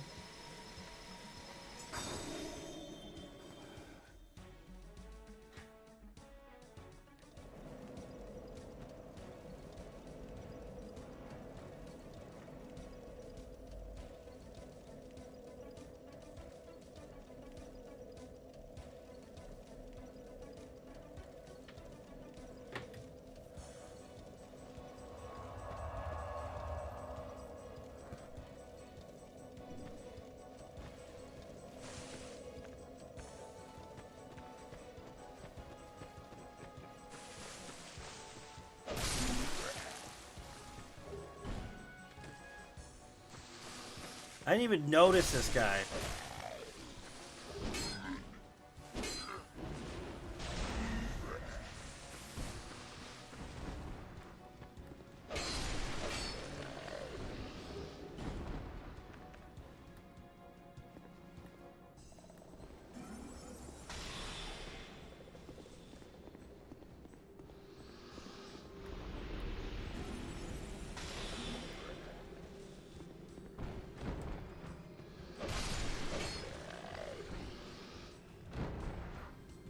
Hoping to get what? Yeah, sure. Mark, exactly. Sorry.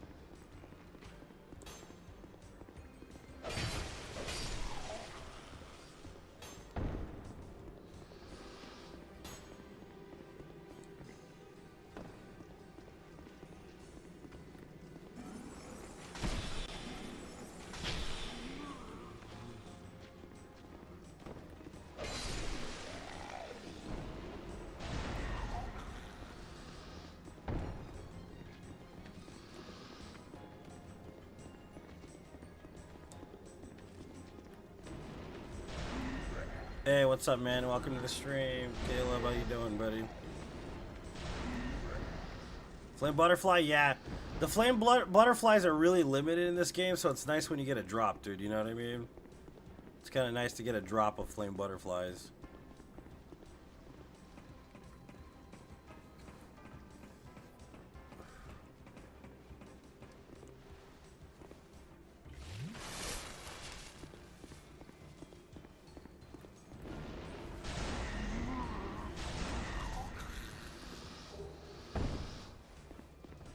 And throwing knives, nice.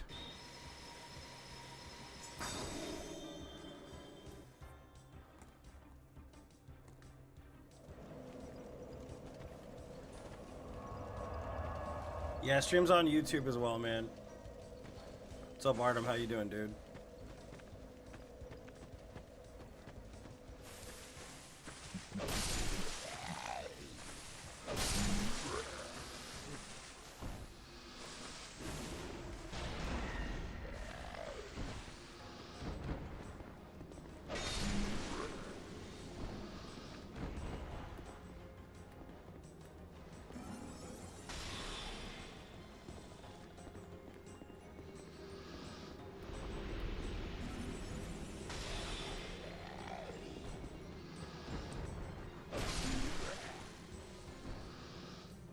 Feeling awesome joining the stream. That's good to hear, man.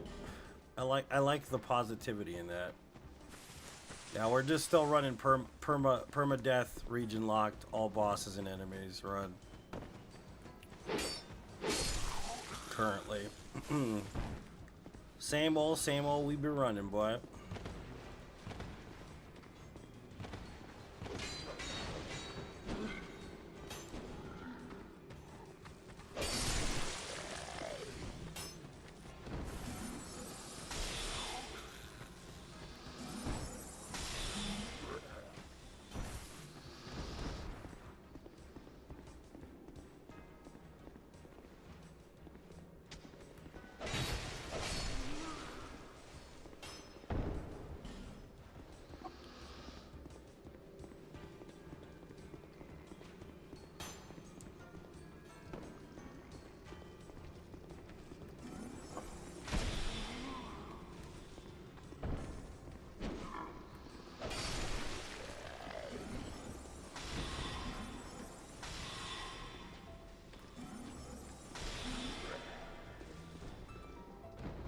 What, is that guy really looking over there?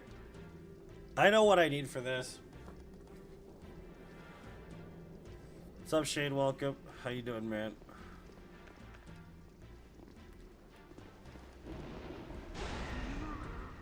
We're gonna use urine. Urine will definitely distract these pieces of shit.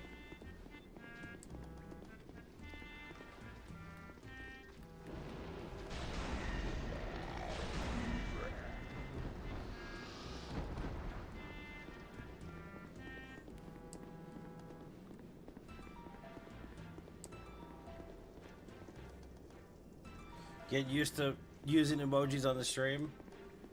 Nice. Poison arrows, those will come in handy.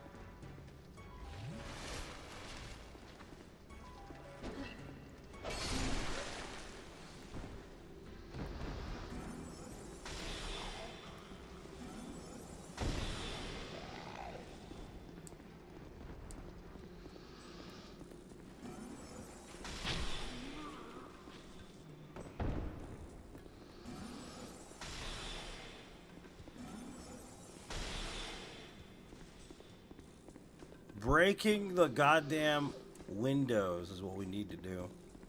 We come in here. Okay.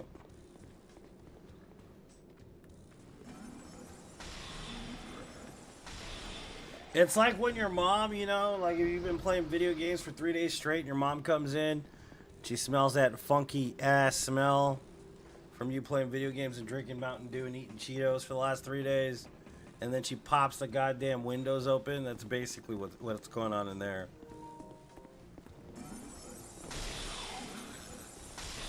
That's basically what that is.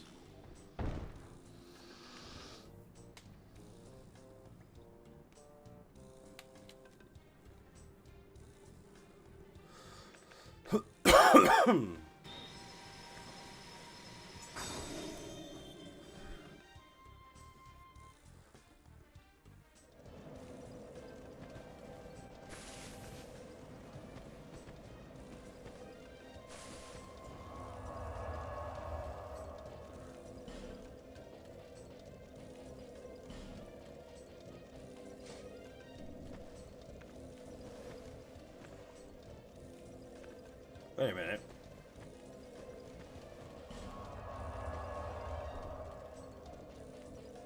Yeah, that's what I was trying to do. What?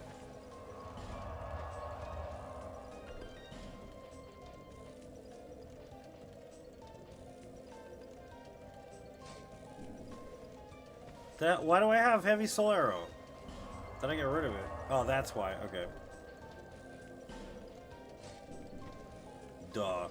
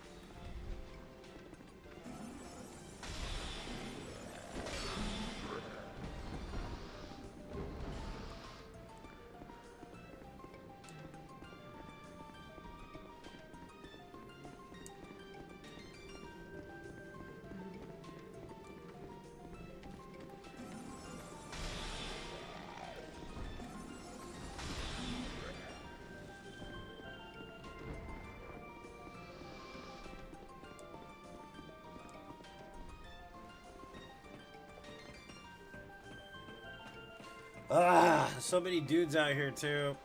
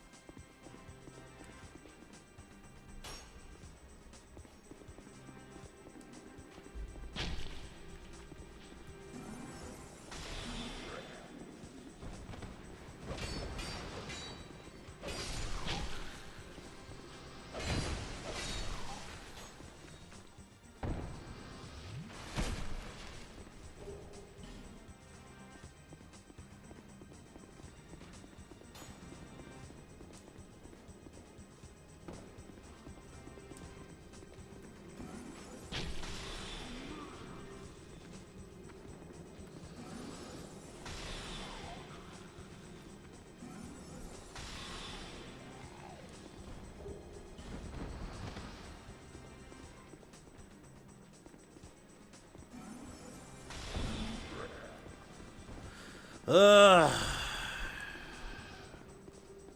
The grind, man. I'm telling you, this grind is fucking terrible.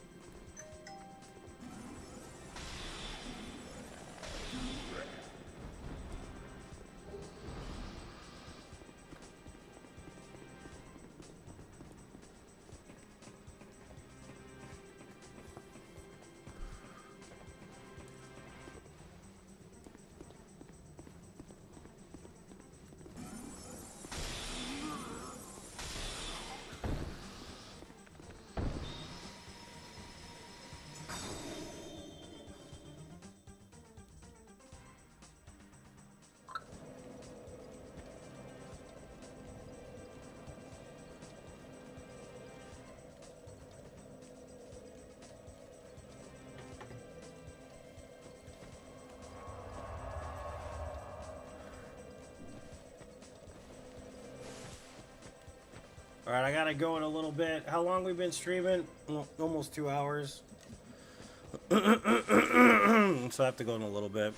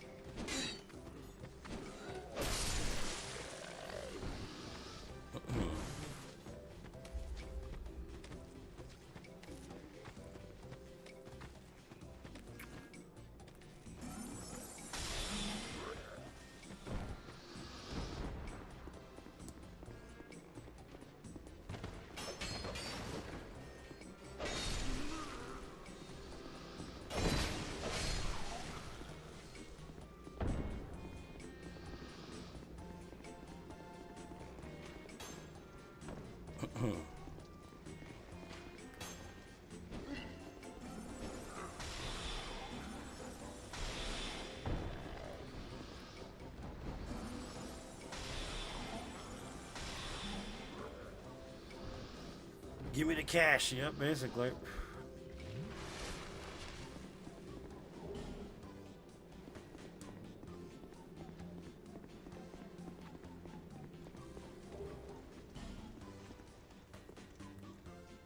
What's up, Zach? Welcome. Look at his little feetsies. Look at it. Oh, look at how cute he is. Oh, he's just hanging it. Hang in there, baby. Come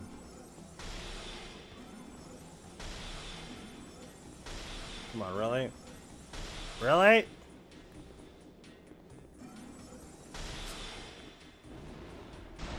Really? Holy shit. Really?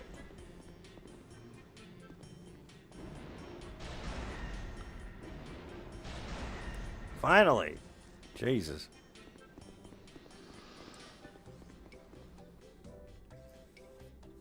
That guy just he wouldn't let go, man. Fuck.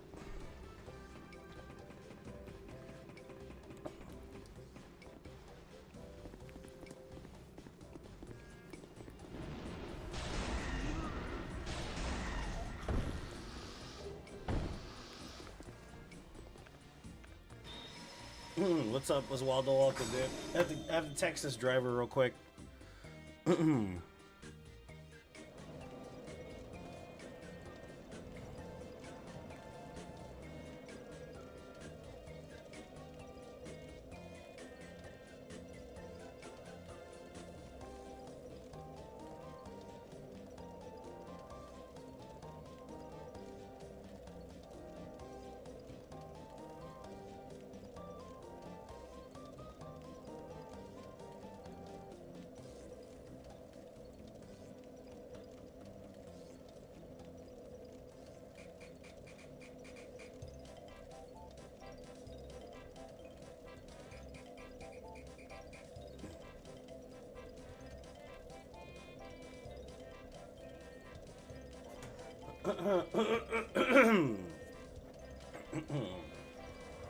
Regards from the workplace. Understandable, sir.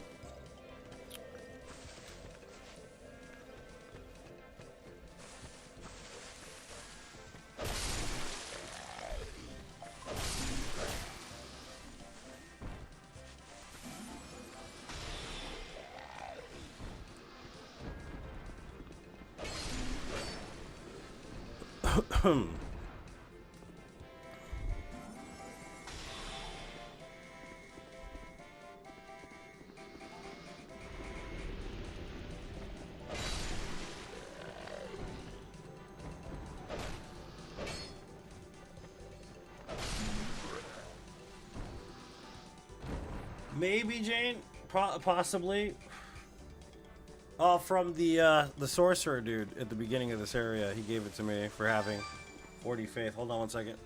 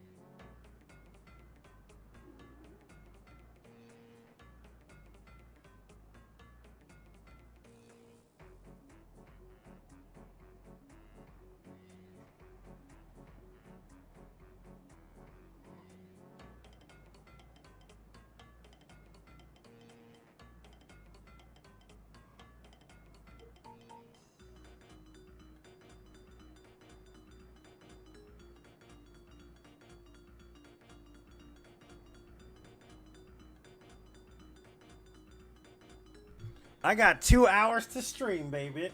Ooh! We got 2 hours to bust this shit out.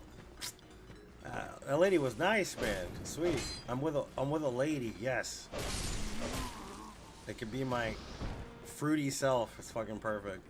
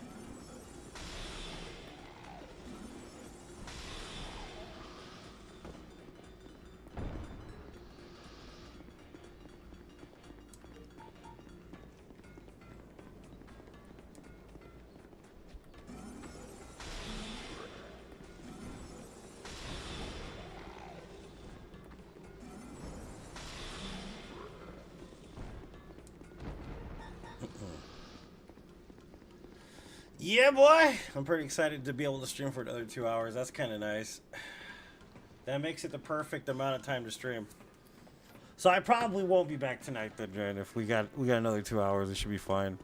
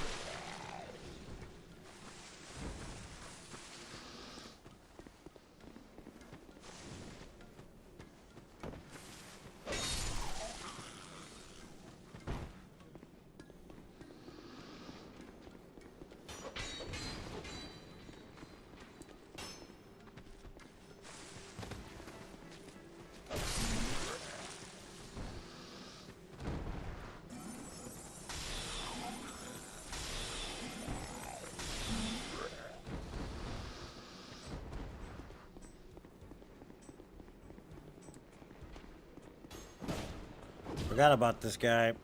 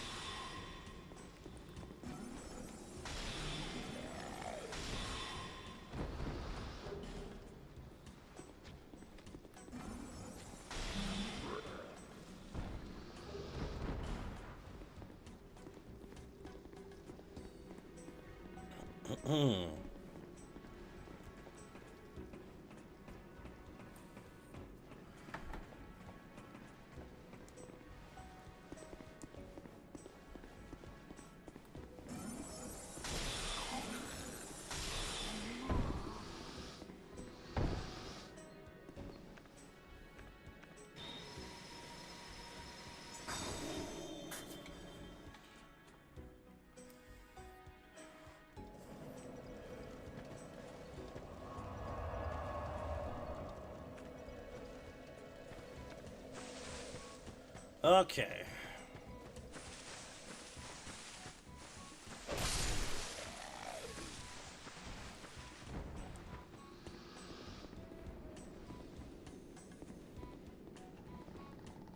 Okay.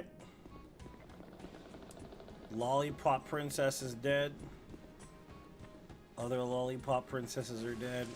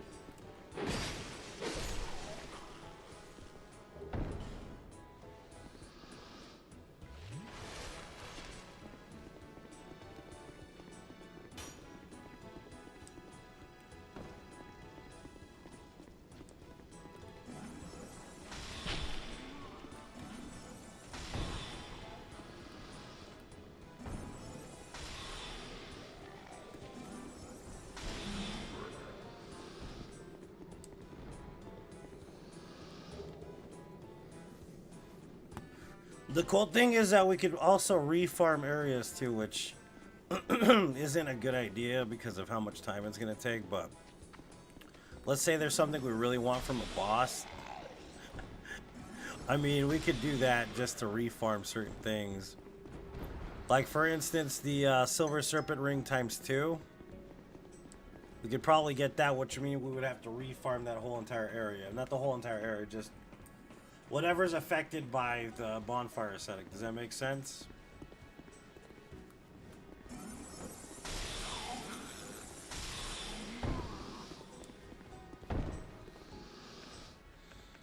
Mm-mm.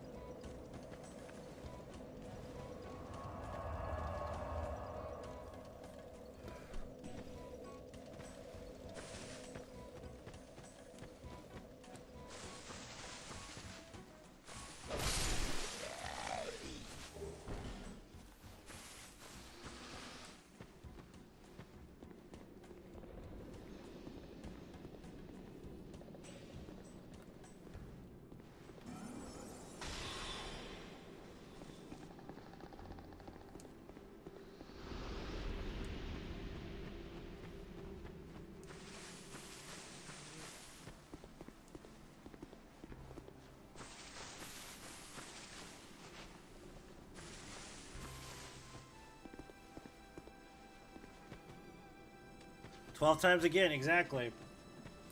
But it's only a small area. It wouldn't be like a big area. You see what I'm saying? That's kind of the thing. Is that it still wouldn't be a gigantic area or anything.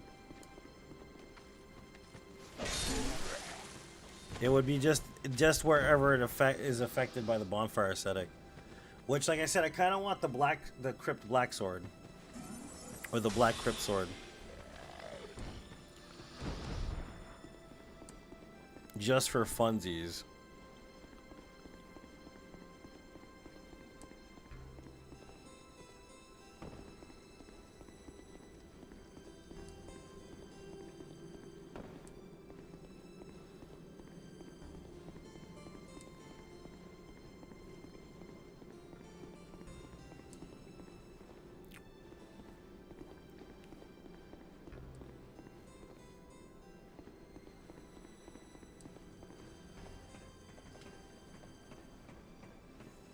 Yep, exactly. So we need the soul. We need to have what's her face, Crow Lady. You know what I mean? It's kind of worth it. Plus, we get all those extra souls from doing it. You know what I mean? It's kind of worth it.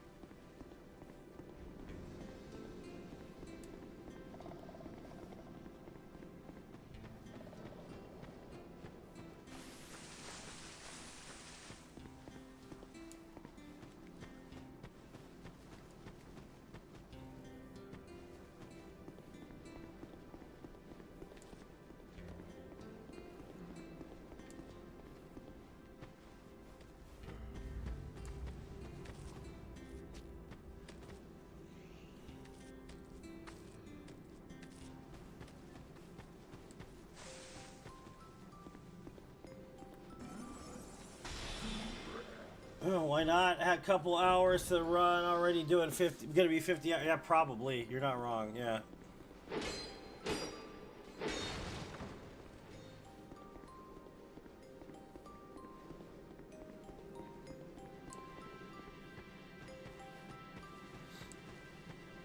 Okay, this area is ghosted.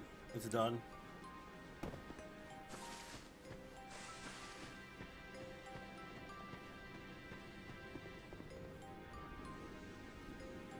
Yep, it's done.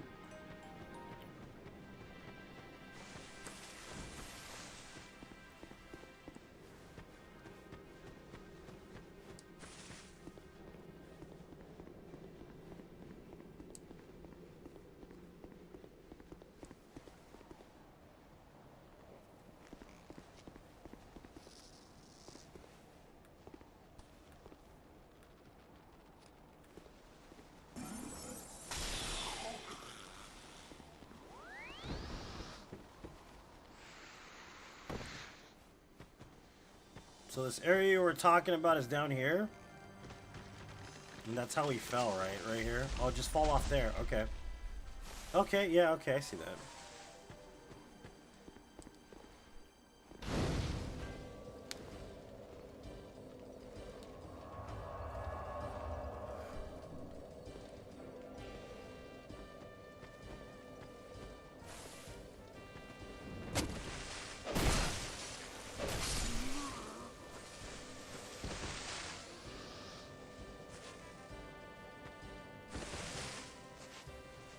That's not too terrible, actually.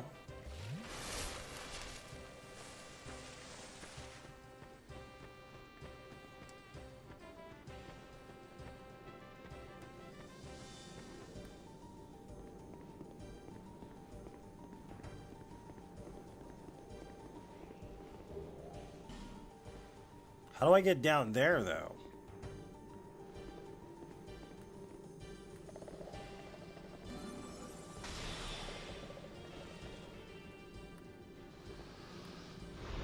Do I just fall down there? I don't understand.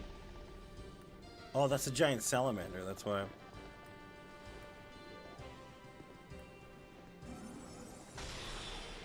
I don't remember how to get down there, dude.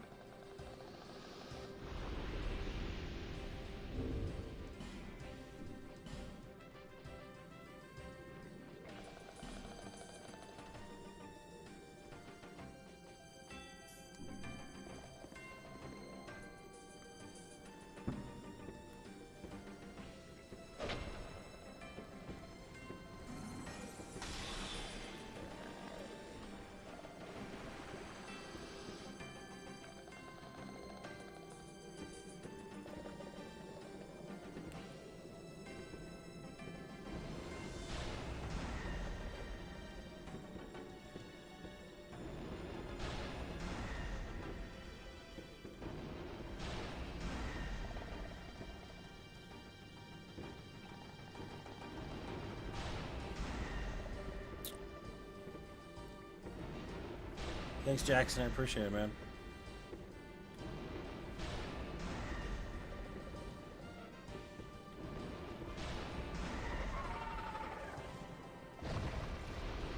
What build was my favorite? The spoon, man.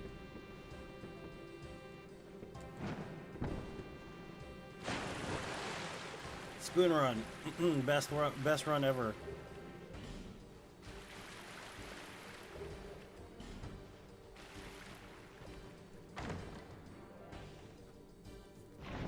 Spoon Man run, man.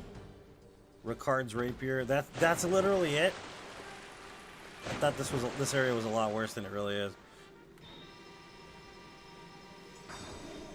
Spoon Man, come together with your hands, save me. Yeah, Spoon Man was best for shiz. Spoon Man, come together with your hands.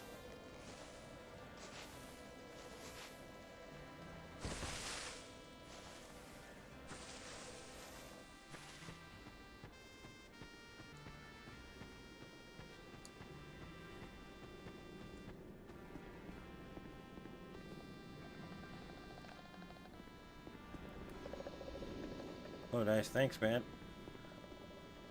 Where the fuck is this guy at? Where the shit? Oh, he's in the corner over here. Okay, well, at least I know I have to kill this dude from up top. That's fine.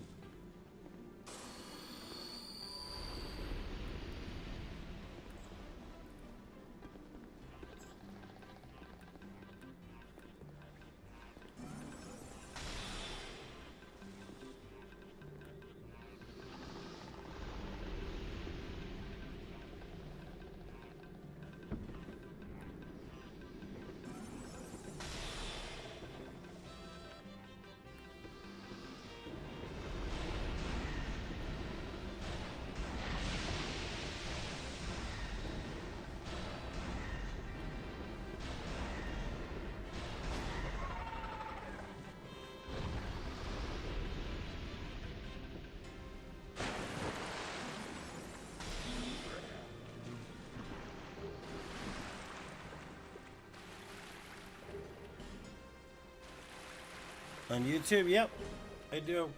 I also have the hitless Fume Knight fight with that one. Good. My favorite build in the game was pretty terrible. Okay, so this is the elevator, alright. Spoon Man, come together with your hands. The best part about it, too, is I had all these guys coming in here, you know, trolling my ass while I was fighting them, and I did it hitless. That video is actually on what's it called? On Facebook, too. Hitless Fume Knight with a broken ladle. It's pretty funny, actually. First attempt, too. It was my first try. Spoon Man, come together with your hands.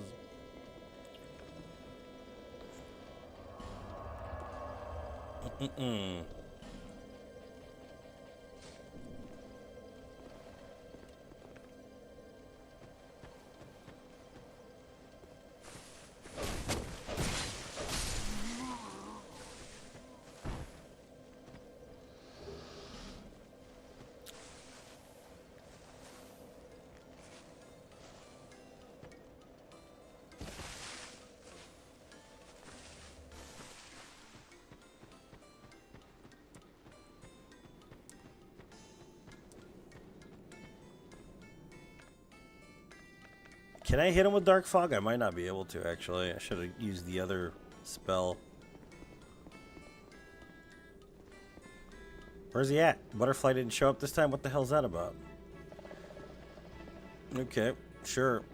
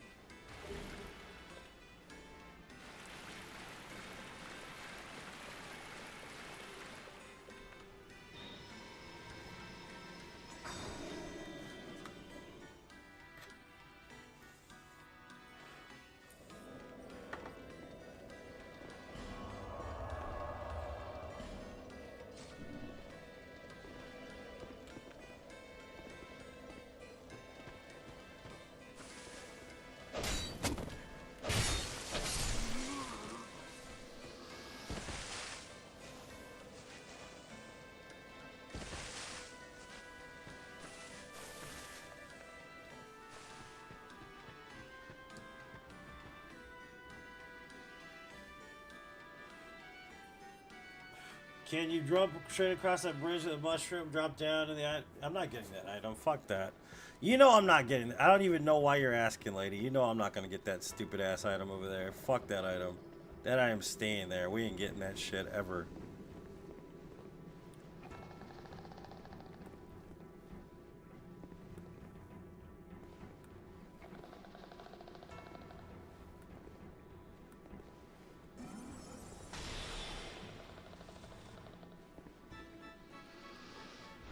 Oh, I thought you were talking about the one across the bridge. I thought you were being a smartass.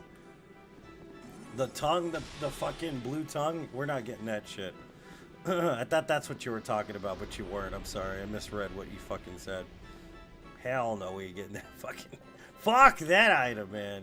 That item can go straight to hell.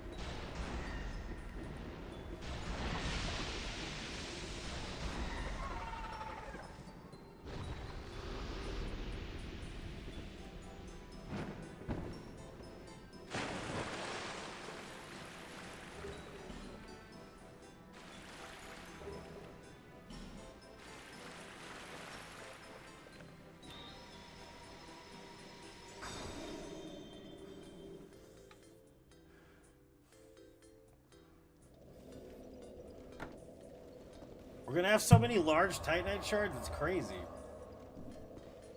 It's insane, man.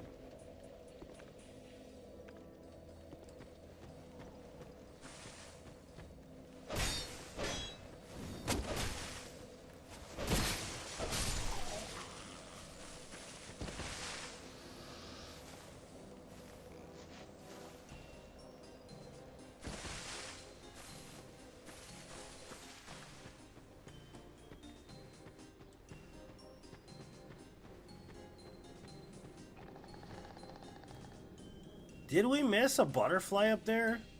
I think we did, right? We have to go back and kill that stupid butterfly. Like 12 fucking times.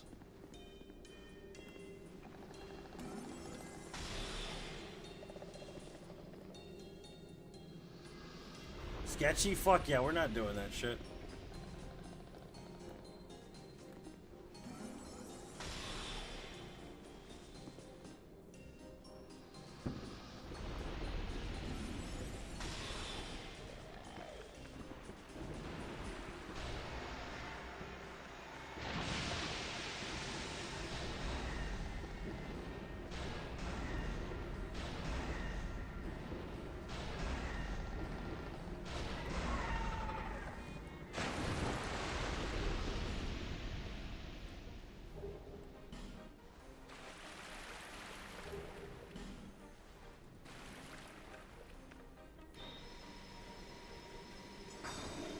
Yeah, there's no reason to risk the run on it. Yeah, exactly. Fuck that shit.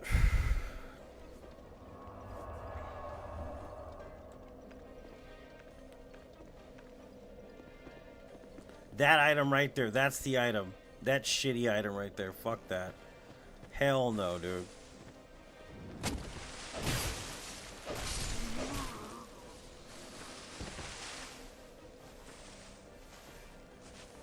That item right there is a trap, dude. Classic Dark Souls trap.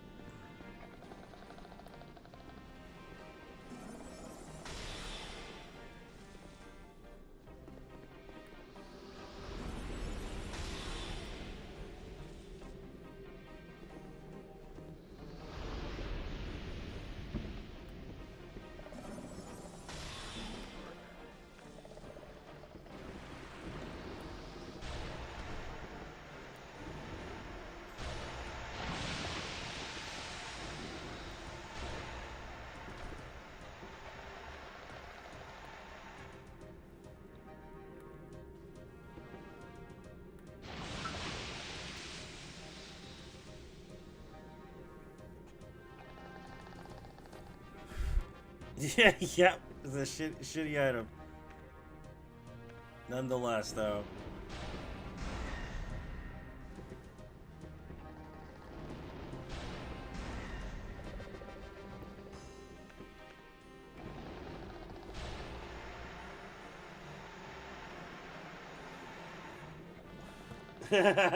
That one is actually, it's a seed, a fire seed. That's what that item is. I remember exactly what that item is, yeah. For the glove, the pyromancy glove.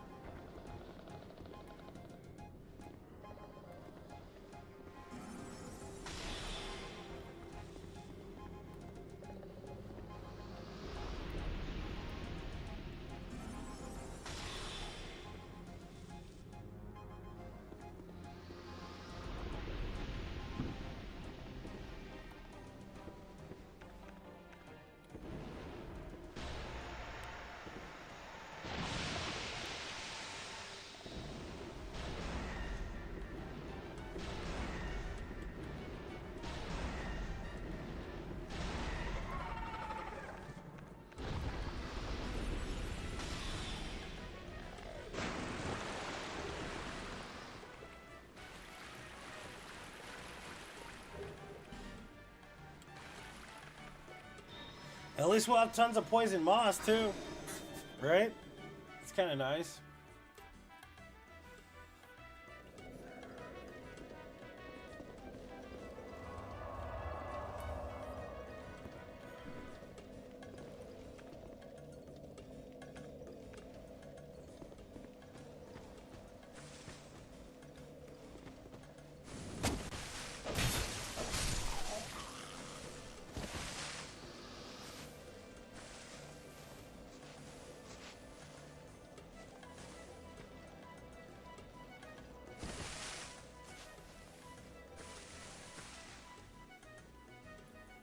A 100 poison moss? Yeah, that sounds about right. Sounds about correct, because once we get to fucking Hidden Valley, or whatever it's called, Harvest Valley, it's gonna be... Yeah. It's gonna be... We're gonna need it. For sure. You know?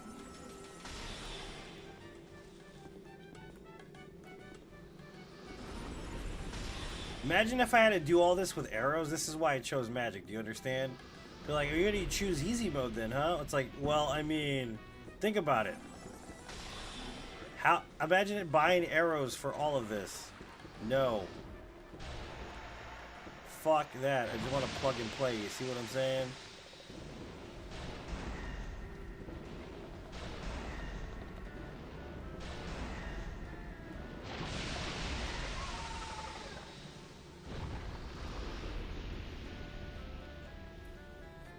Health build, 77 vigor. That's fucking ridiculous, dude.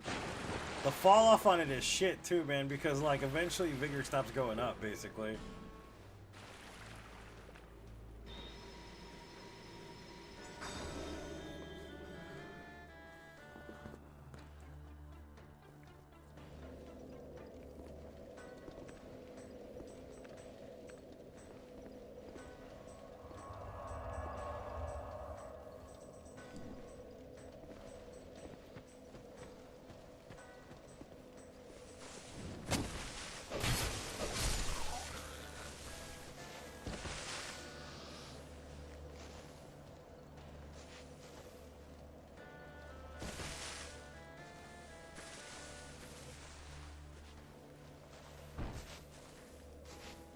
Those trees look weird, man. I don't know what it is about them.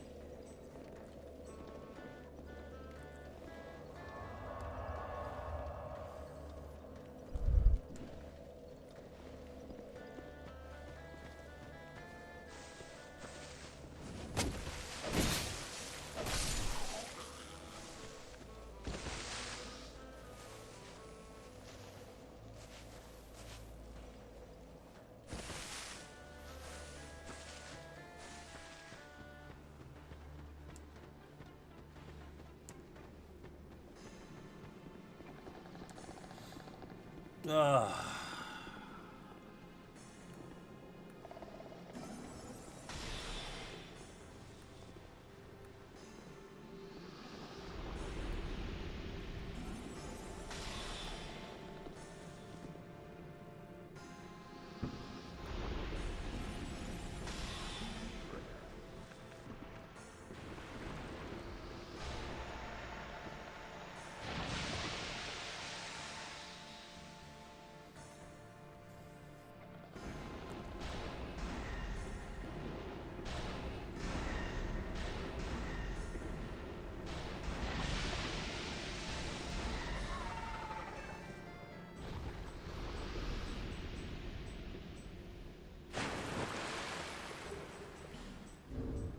Hold on.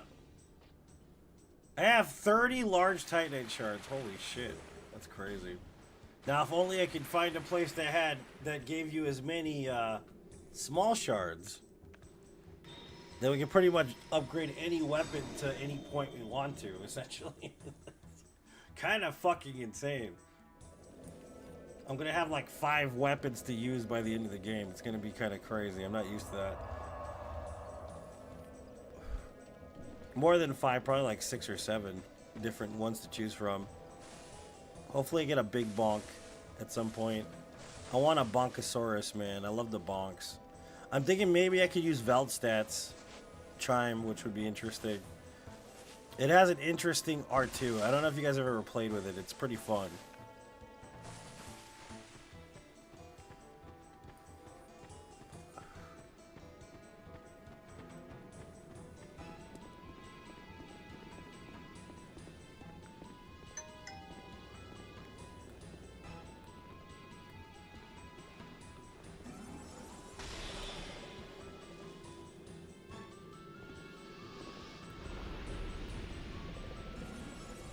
What are my stats right now? Just from doing this, I'm level 136. I got 30 vigor, 10 endurance, 25 attunement, 13 strength, 11 dexterity, 15 ADP, 40 int, and 40 faith. 40, bro. Pure fucking hex, dude. Already. Not even close to finishing the game, bro. That's fucking crazy. Just from grinding these mother cluckers over here, dude. Seriously. Veldstat's chime. It does a projectile attack.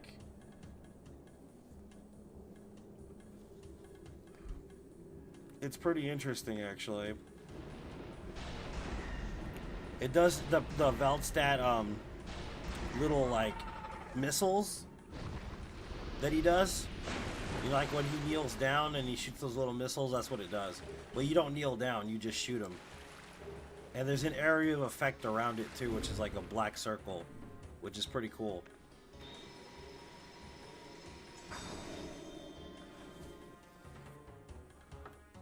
That's pretty neat, man. Like, I haven't played with it in years. Holy hate right there, yep.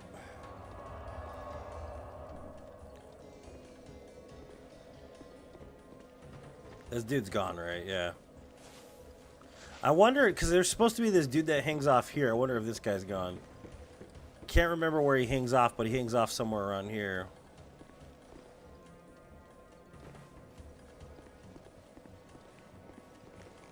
Make sure he's gone, because I think he's gone. Yeah, he's not here. Dave's not here, man. He's gone.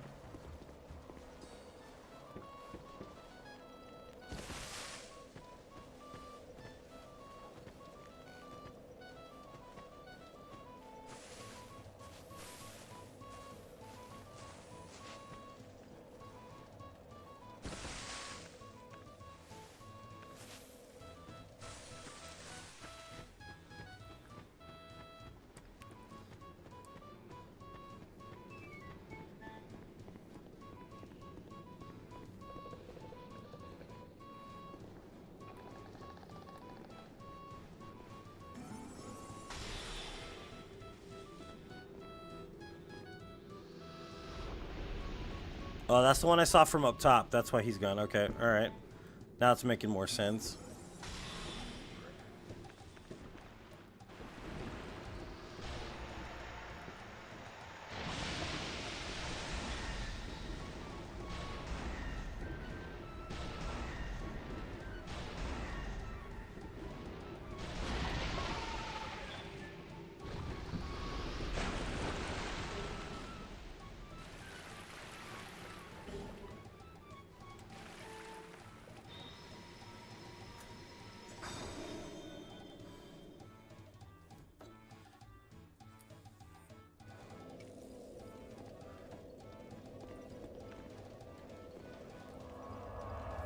Let's make sure it's cleared out real quick.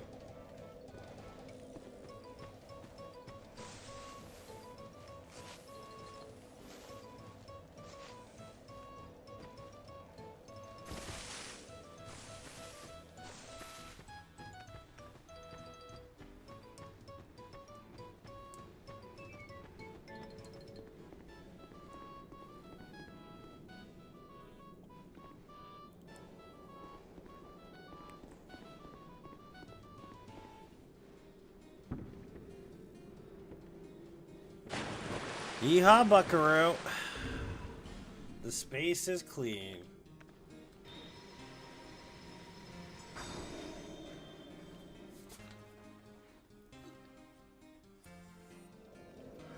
Alright, it's time to move on up the road a bit.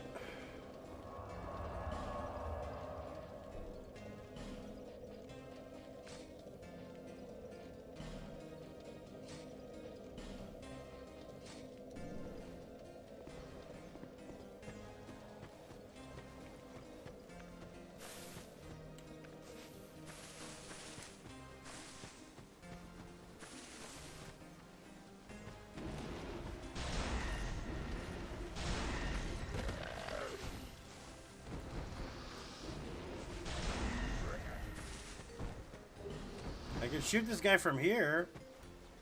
It's weird. I can shoot this guy. Nice. That kind of helps, actually.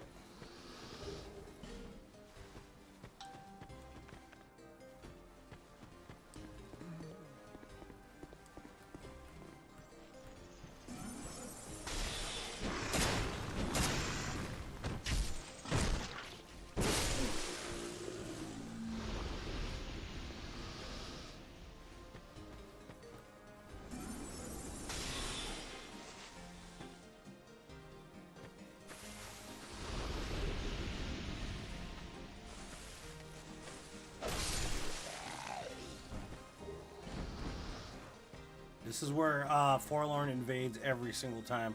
When I drop down here, Forlorn's gonna invade. I guarantee it. Every time.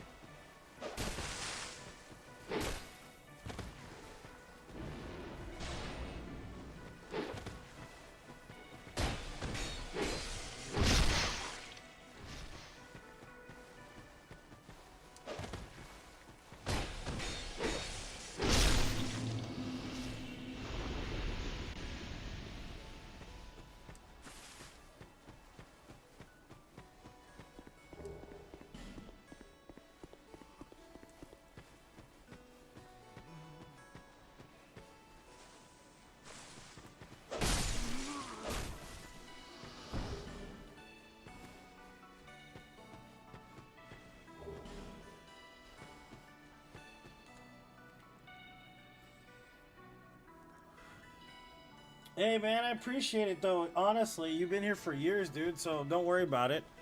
If you can figure out when you subbed first, dude, I'll always give you that designation. Just give me the month, dude, and I'll try to memorize that, bro. I appreciate you resubbing though, dude. I really do.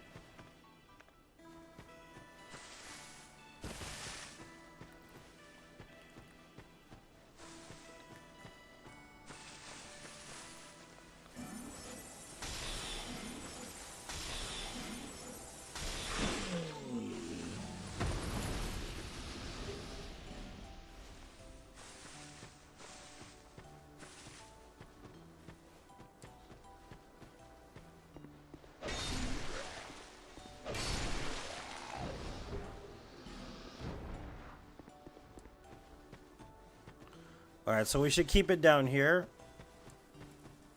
Where the fuck does this go? I don't even remember this area. Oh, it just goes around in a circle. Okay, well, we'll keep it down here. We'll just do the lower level and then we'll climb up.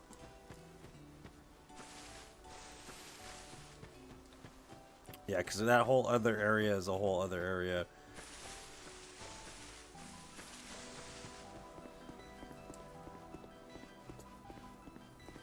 $58 months. Thank you, Jade, for the 58 months of support. I truly appreciate it, lady. I really do. Alright, so I don't think I should designate more to faith anymore. I think I should be good, right, with 40 faith for a while. Unless you think I should go 60-60.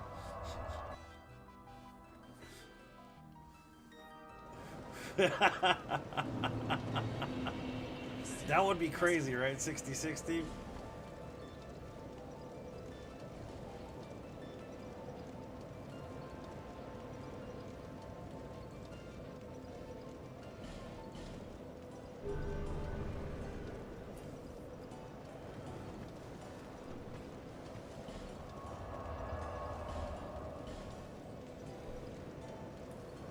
$60-60 would ice everything, dude. I'm telling you right now, it would just destroy the game. We could try to get our attunement all the way up though, too, to 50. So we can carry more spells at least.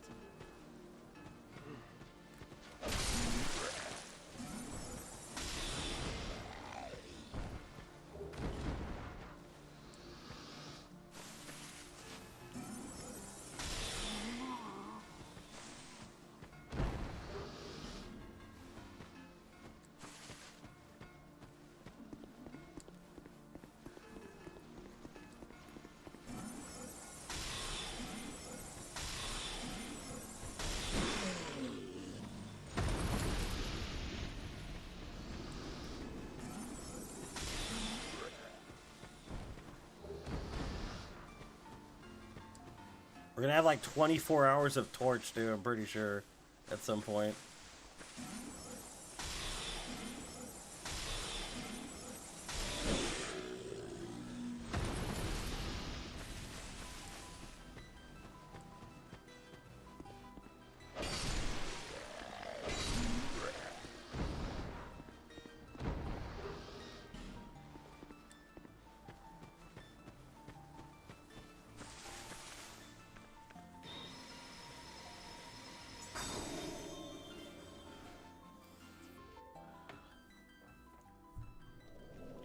It's they say dexterity and attunement. Those are the two that increase cast speed. So we have to level our dexterity up too, to at least 30 to be extremely fucking pointlessly powerful. Essentially, we get to 30 and then we use the crystal ring, and when we get the Wardner set, then fuck, dude. And then if we get what's it called, Keitha's Chime, dude. Oh my god, we'll be like super fast casting, basically.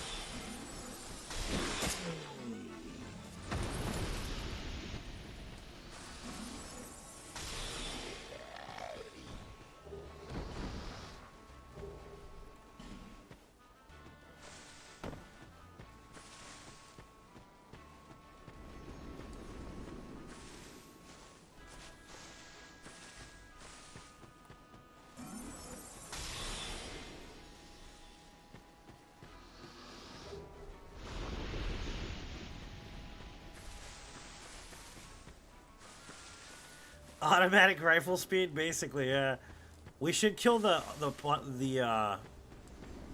it called? Oh, these guys respawn. I thought it wasn't here last time. What the shit? Okay, so we have to kill these guys too.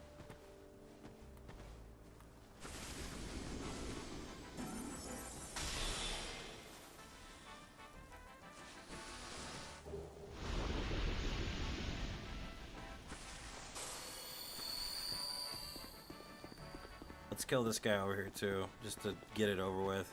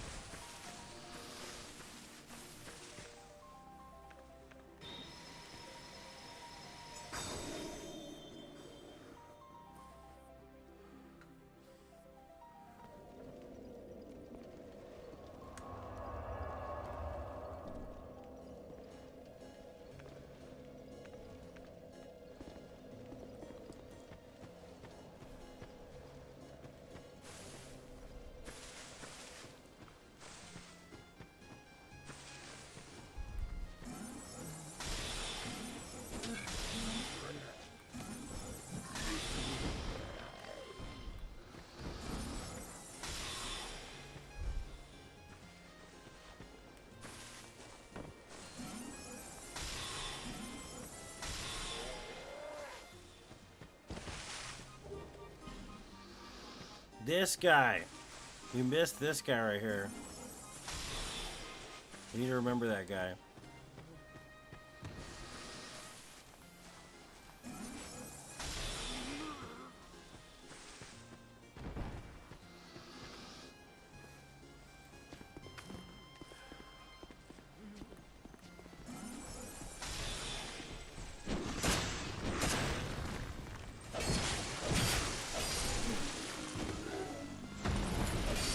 Where the fuck are you hiding on the other side of this bridge? Jesus, dude. So much shit to remember here.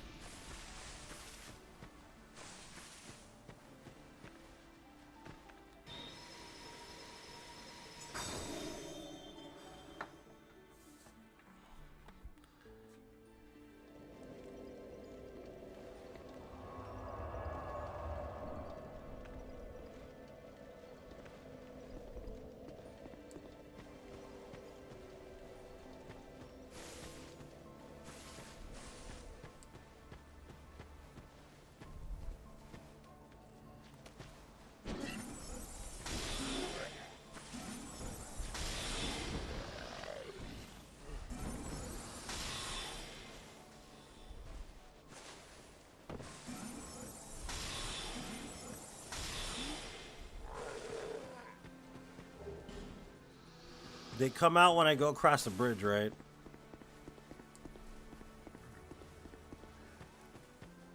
Or not.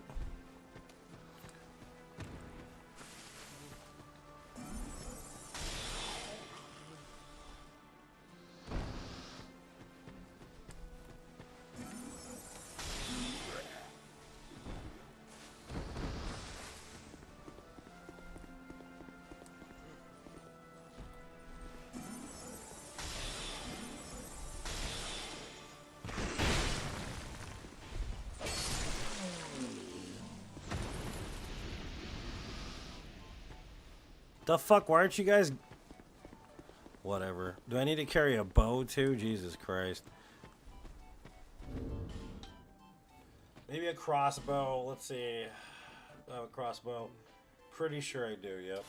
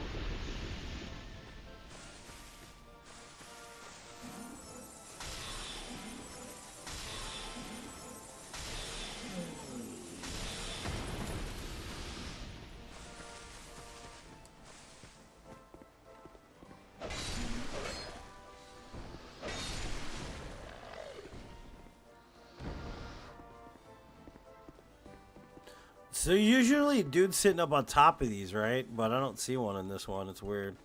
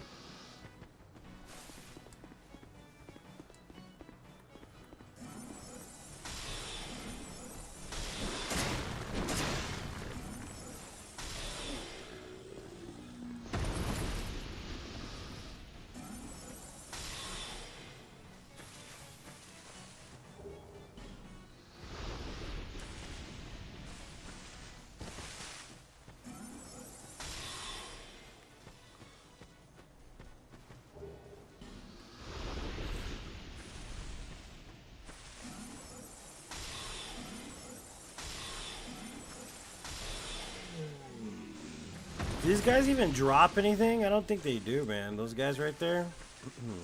At all. Like, I don't think they drop anything.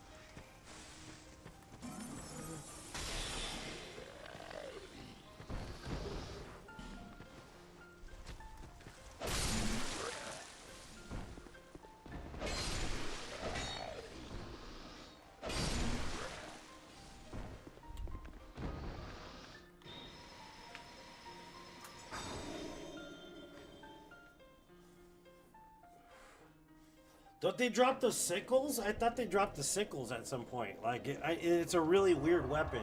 I used it on the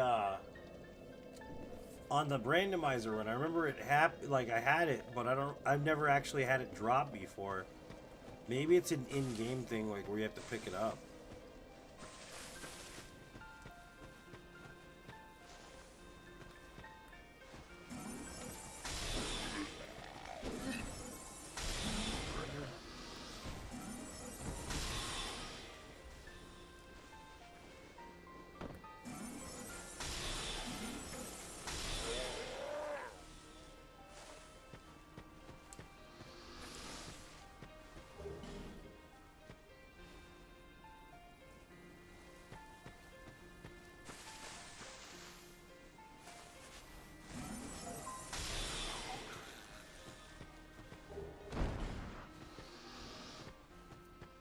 Very rare, yeah, maybe. That's what I'm saying. I'm not sure.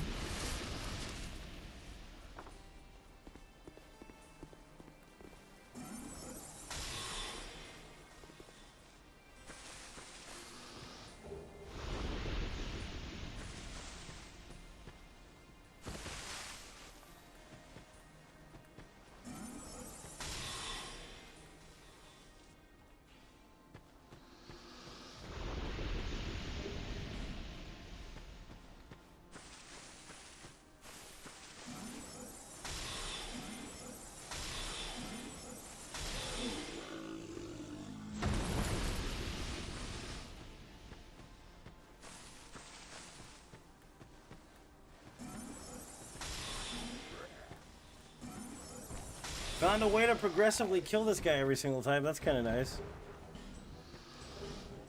Just walk that way and he won't see you for whatever reason.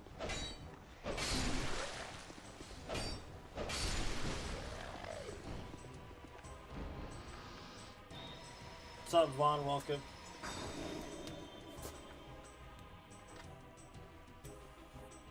Regimental Rather. Let me look at this real quick just to make sure I didn't get any extra messages. Nope. Nothing. Cool. Perfect.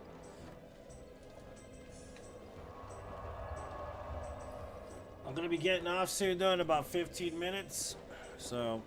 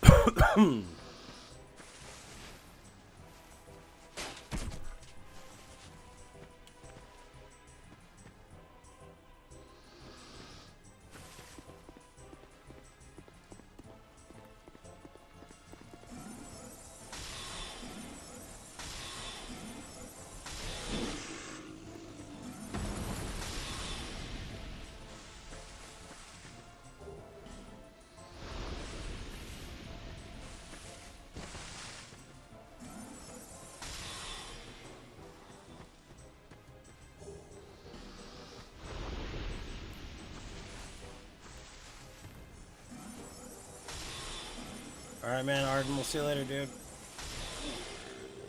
You dropped something. A life gem. Okay, random. Just one life gem.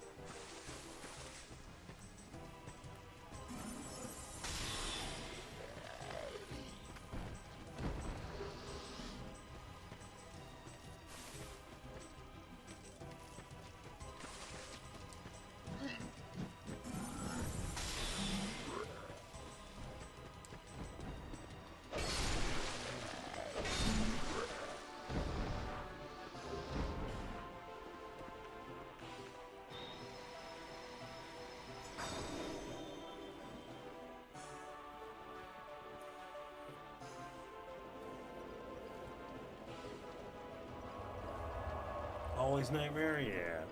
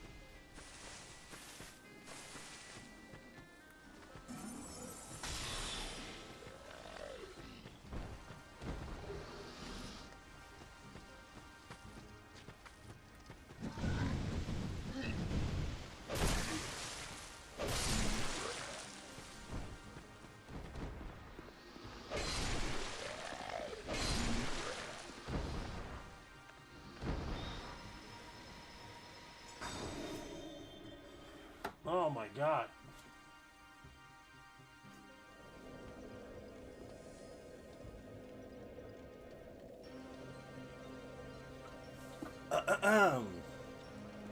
We should be pretty close to despawning stuff now.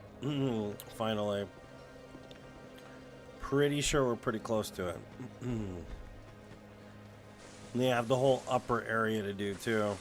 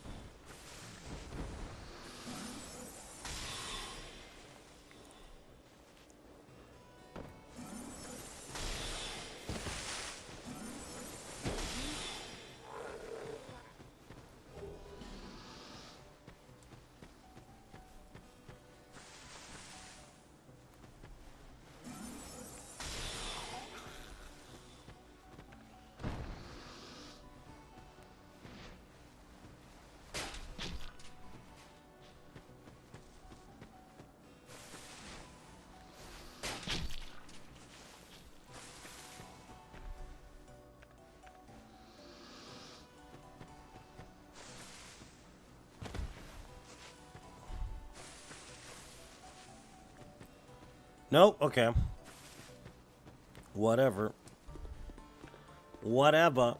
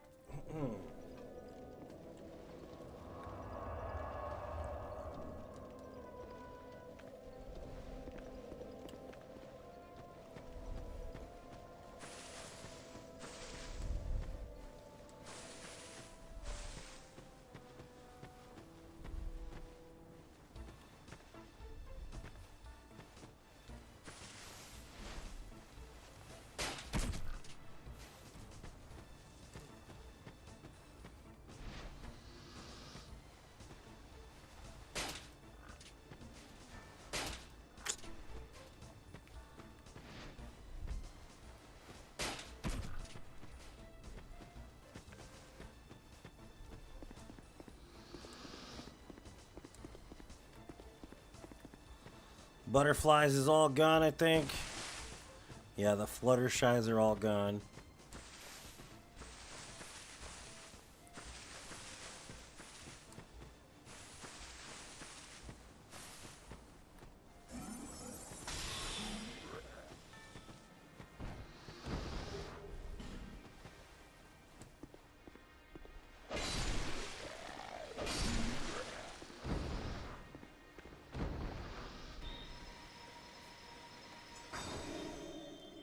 What's up, Oswaldo? Welcome back, dude.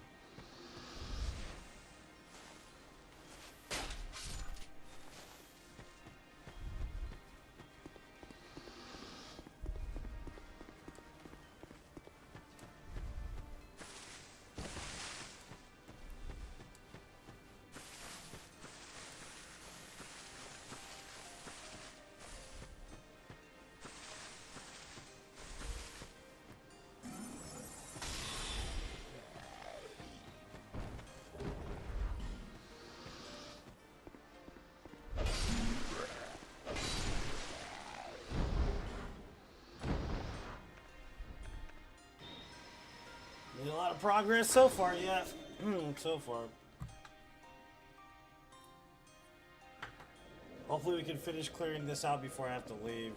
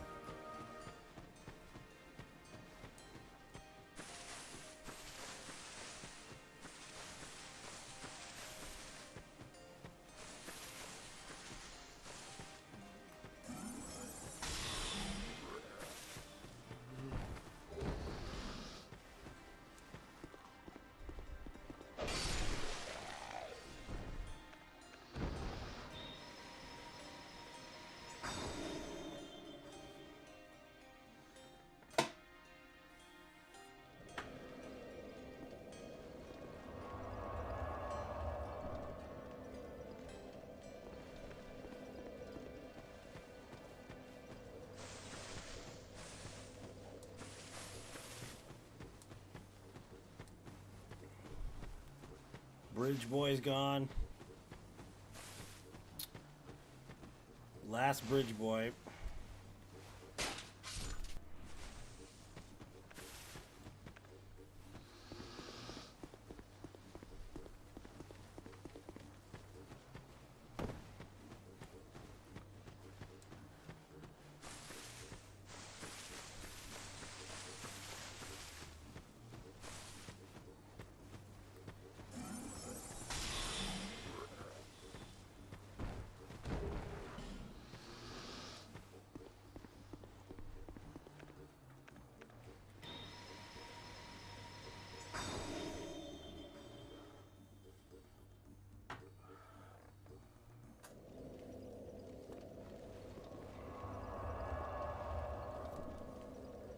Want to get rid of the running hollow before I leave.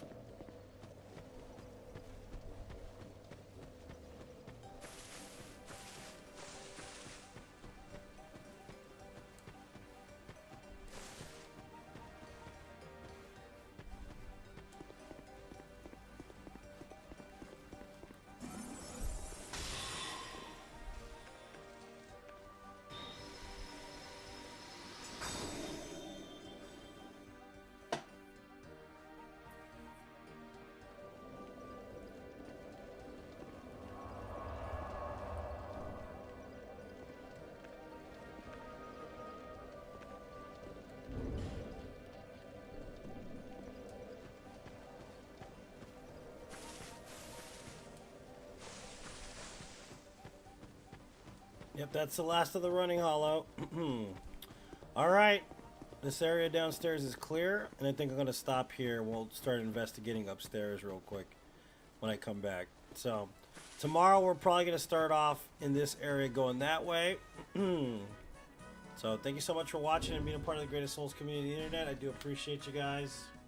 Thank you so much. I'll see you guys next time.